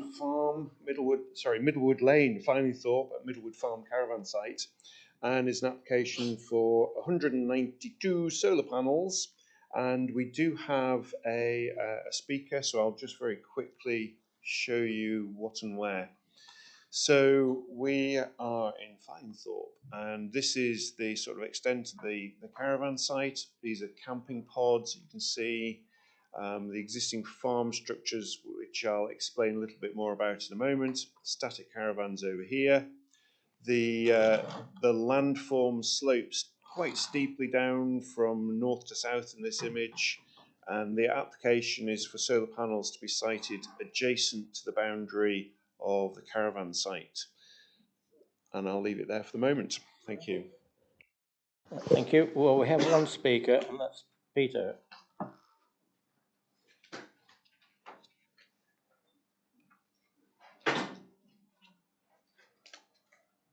You have 3 minutes from when you start speaking. Thank you. Good afternoon, Chair and members of the committee. Thank you for the opportunity to speak today. I am the owner of Middlewood Farm Holiday Park at Filingthorpe. We are a 5th generation family farm, Holiday Park. The Holiday Park has been in our ownership for the past 70 years. We are proud of what it offers, a genuine tourism destination in the heart of the North Yorkshire Moors, providing glamping, static caravans, touring pitches and tent camping for visitors to come to enjoy this wonderful landscape. We take our responsibilities seriously, both to our guests and to the national park in which we operate. This application is, at its core, an expression of that commitment. The proposal before you today is for a ground-mounted solar array, generating renewable energy with associated battery storage, all of which will be consumed entirely on site. There is no grid export proposed. The system has been specifically designed and sized to meet our own operational energy demands. The glamping pods, static caravans, electric hookup points, shower and toilet block, laundry facilities, and the general running of the site. Our energy engineers have confirmed that our annual consumption comfortably exceeds the 80,000 kilowatt hours this system will generate. In short, this is not an oversized commercial energy scheme. It is a practical, site-specific piece of infrastructure sized to our own needs. We have worked constructively with the officers throughout this process. The location was amended to address landscape concerns, and the Director of Planning personally visited the site and confirmed the siting is now acceptable. Panels will be finished in black rather than silver to minimise visual impact, and the battery storage unit will be coloured dark green as requested. The site is well screened by existing roadside vegetation and built development of the holiday park itself. None of the statutory consultees have raised objections, and the officer's report recommends approval. On the wider benefits, the system is forecast to offset approximately 19 tonnes of carbon dioxide every year. For a site operating year-round in a national park, that matters. It reduces our dependence on the grid, cuts our carbon footprint, and supports the very purpose this authority is committed to, protecting the environment and supporting the sustainable future of the park. We understand this application has attracted public interest, and we respect that, but we would ask the committee to have confidence in the officer's thorough assessment, which concludes that this proposal is appropriate in this location and fully consistent with national and local policy. We respectfully ask the committee to support the officer's recommendation and grant planning permission. Thank you. Thank you very much. I'll go back to you. Thank you. So firstly, just note the content of the update sheet, which effectively reiterates some of what we've just heard with regards to the production of energy from the solar panels versus the consumption of the premises. Clearly, your policies really look at this notion of generating electricity that's needed within the park, and certainly from this point of view, within the site immediately adjacent. So certainly from that perspective, we're satisfied that that requirement in the policy is met. The issue here is that balancing act between production of renewable energy and impact on the landscape character of the national park. In this case, to be straightforward, we accept there is a harmful impact on the landscape character. However, the recommendation veers on the side of supporting renewable energy in this case.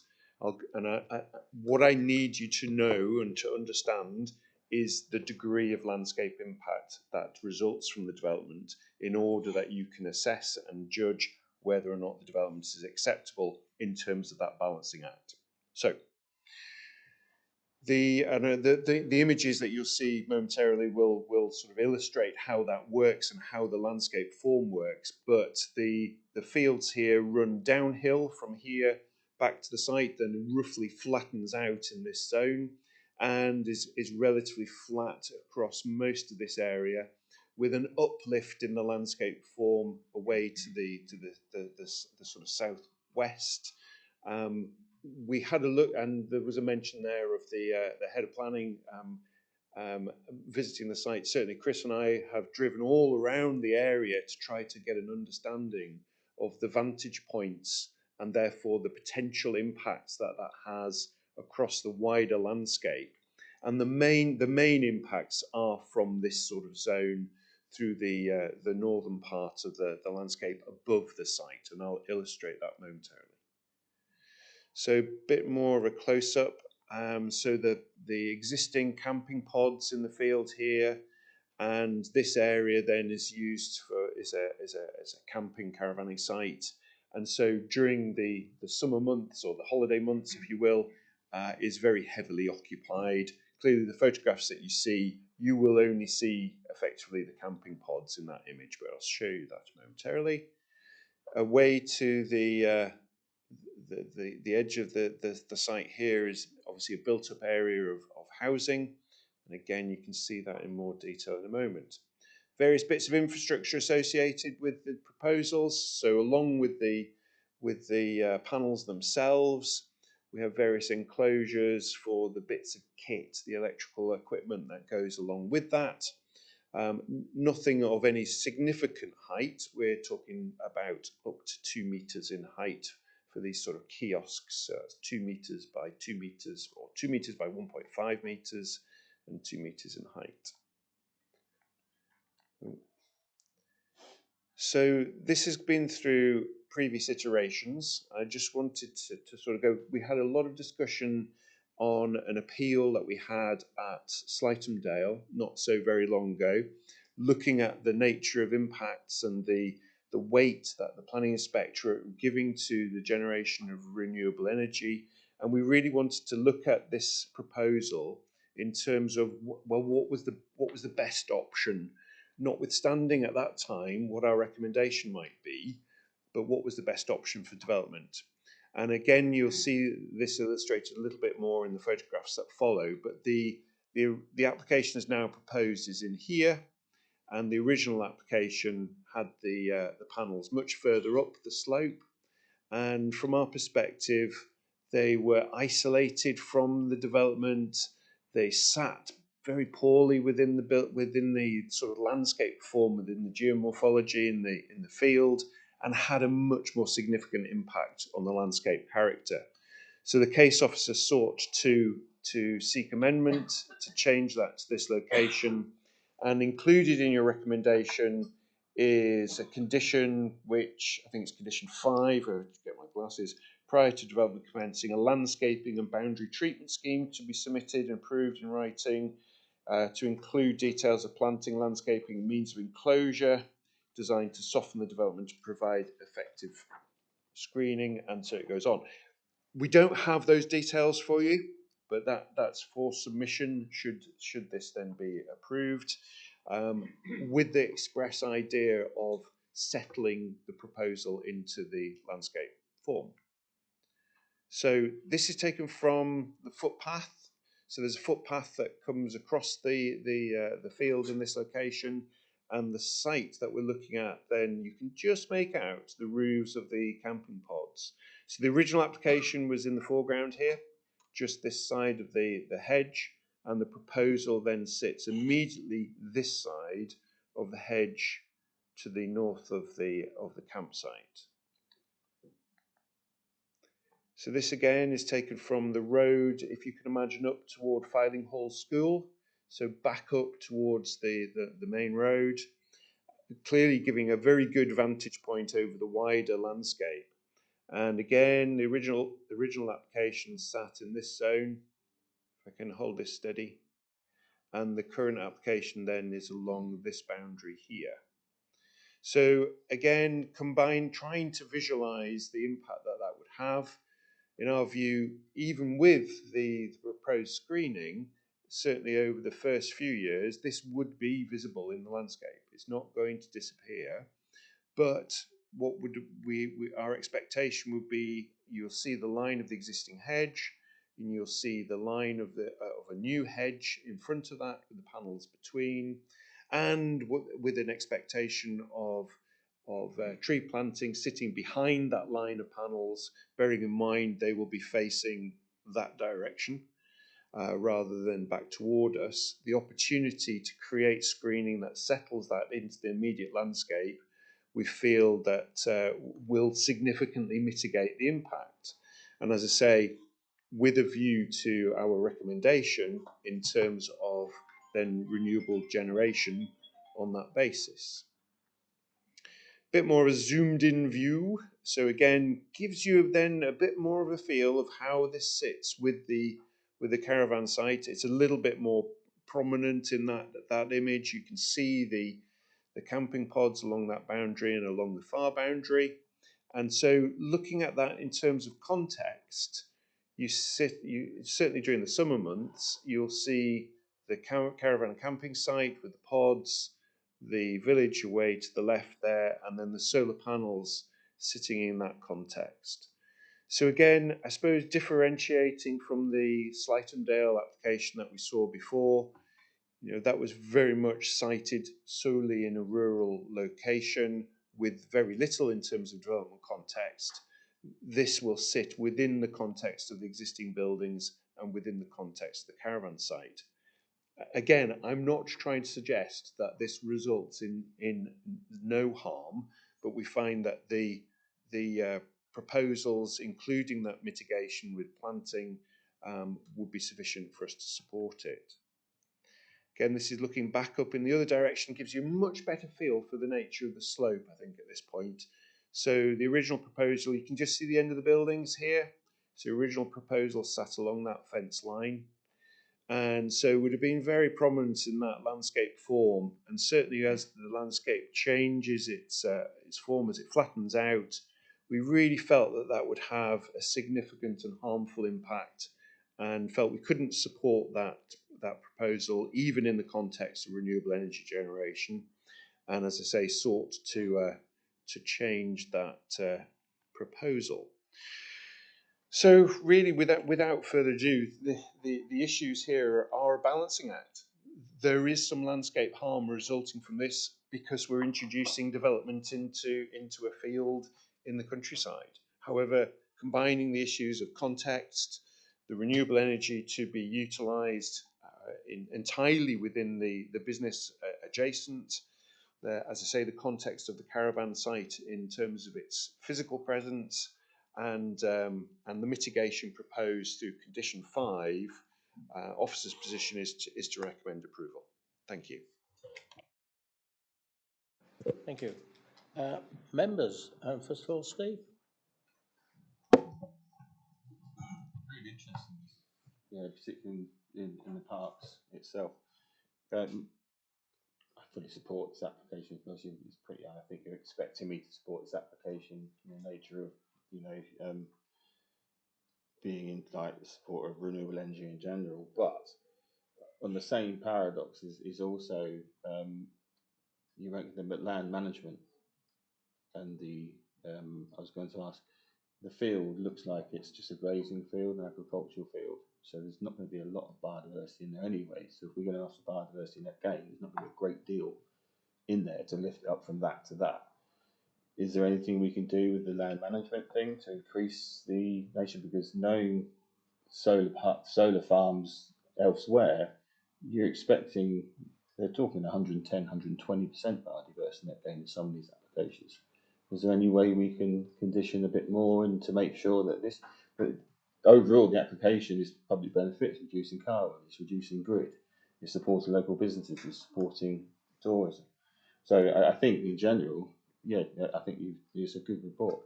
My question is, can we lift that land management element up a bit more rather than just be mowed behind a screen? So I would be looking specifically at the area of the land that we're looking at for the application. I think that there's an issue there we've got a requirement for biodiversity net gain. We've got a requirement for landscape planting in order to settle the development within the landscape. I think if you consider that that's not enough, that the landscape harm is still not offset or not mitigated sufficiently, and then not offset sufficiently by the renewable energy production, then one could add in something further. I'm not quite sure what that would be, however, sitting in front of you here today, in order to create that uplift. So my inclination is to say no, that's not something I would recommend. However, it's not something that would be precluded either. So we've had an application this morning where we conditioned owl boxes. You know, it's just that's a specific condition for a certain point of nature to live biodiversity up. So trying to work out what the difference is between that and trying to work out what the difference is if we say we want 20% like B&G. Yeah, so it's you see where I'm coming from with this, because I would say possibly the condition on the owls could be challenged by the applicant further down the line as a variation. So I'm just trying to work out, can we put more biodiversity into this plan or not? No, we've had this conversation, Steve, earlier on in the committee meeting. The legislation requires 10% and it's meeting 10%. The barn was about protecting a listed species and protected habitat. So it's possibly something we can investigate in the local plan review in terms of challenging the government in our local plan policies, which would be hard because it's legislation. But the fact we're going to lose a lot of BNG because of the changes in BNG. So I'm quite happy to argue at inquiry that because enhancing biodiversity is statutory part of our purposes, that sets us apart from local authorities, and we're going to lose it because the government's changes. So quite prepared to have a robust argument with inspectors about upping that 10% limit in our new local plan. But I don't think we can do it on an ad hoc basis at the moment. I'm sorry, I turned you off, sorry. Yeah, I'm just wondering what the baseline we're using in the first place is.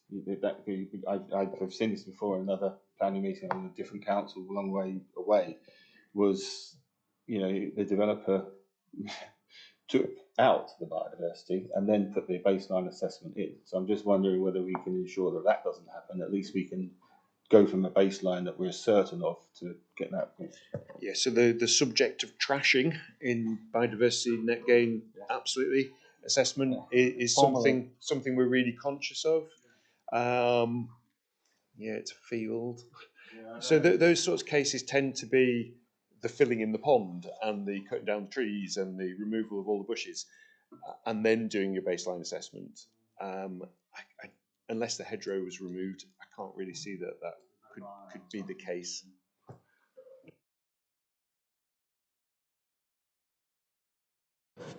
Yes, Chair.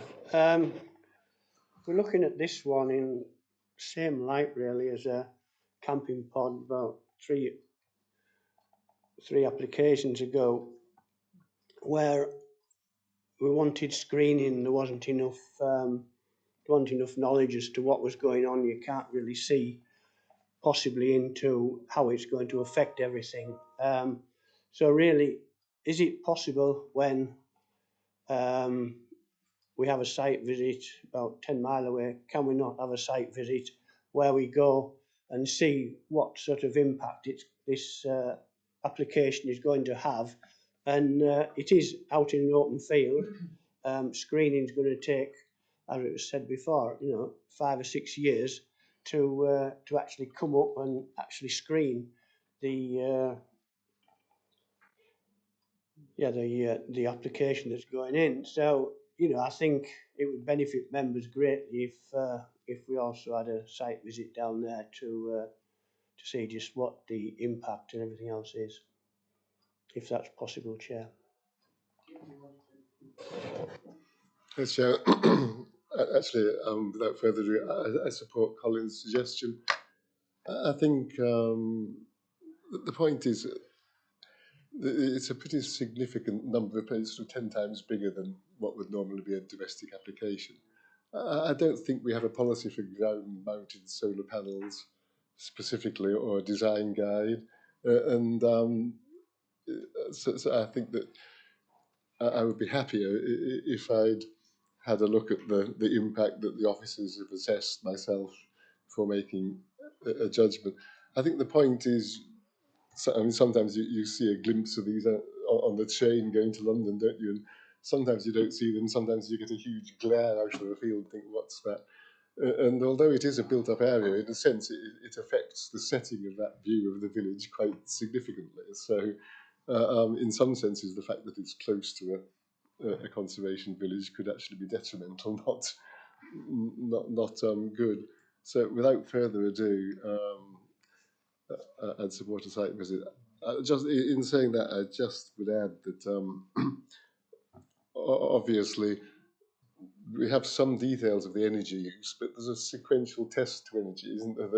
That first of all, you need to reduce the energy use as much as you can. Secondly, you need to try and mitigate the impact from emissions, and so I do feel that the energy need and the energy use and the energy efficiency on an application this size is probably something that we ought to consider, just to flag that up if we were going to have a site visit. Right. Rather than take this any further, I'd like to do, because we've had a proposal for a site visit and a seconder, is vote for a site visit first of all, and then we could discuss this after, if that's okay. I was just going to, well, okay, I can use my vote then, but unusually, because of what it is, I don't see what I would see. It's a visual impact that I won't see because it isn't there, it doesn't exist, and I think officers have already done that. So I wouldn't support a site visit, but then I've claimed the floor because I can vote against it, can't I? Sorry. Yes. It won't benefit me, I know that, because I'd need to actually be able to see it, and that's your property. I won't be able to. Okay, just to comment on that's the same with every development, unless it's retrospective, of course. So it will give you a better idea of where it is in that landscape. I totally support an authority site visit. This is the largest scheme of this type we have considered.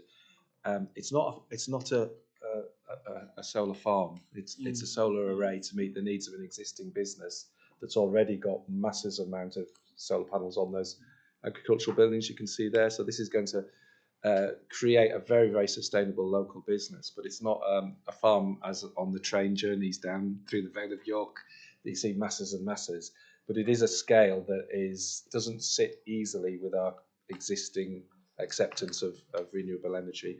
So I think it's entirely reasonable for members to go and look at it personally. I won't take this any further. I'm going to go to a vote on this at the moment. No, sorry, Jim. I'm going to go for the vote. We've had a proposer. We've had a proposer and a seconder for a vote to go for a site visit, and we can discuss this further after the site visit when we have it back at committee. And I will just go for a site. All in favour of a site visit, please show.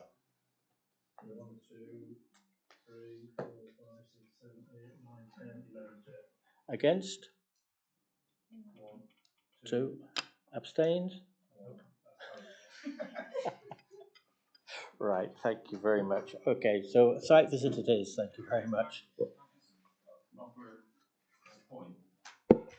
There will be a drawing of this in the applicant. We'll have a drawing of this proposal somewhere. So if we could see that at the site visit, that might be really helpful to answer Janet's point. I have asked for a mock-up because in timber, just on one, can't expect to put everything, but maybe just one in the correct direction where it's going to be, just to be so we can see it. Yeah, if that's okay. Okay, agenda item 10. Sorry. Any other business? I don't think there is there? No, no other business. So this meeting is now closed. Thank you very much.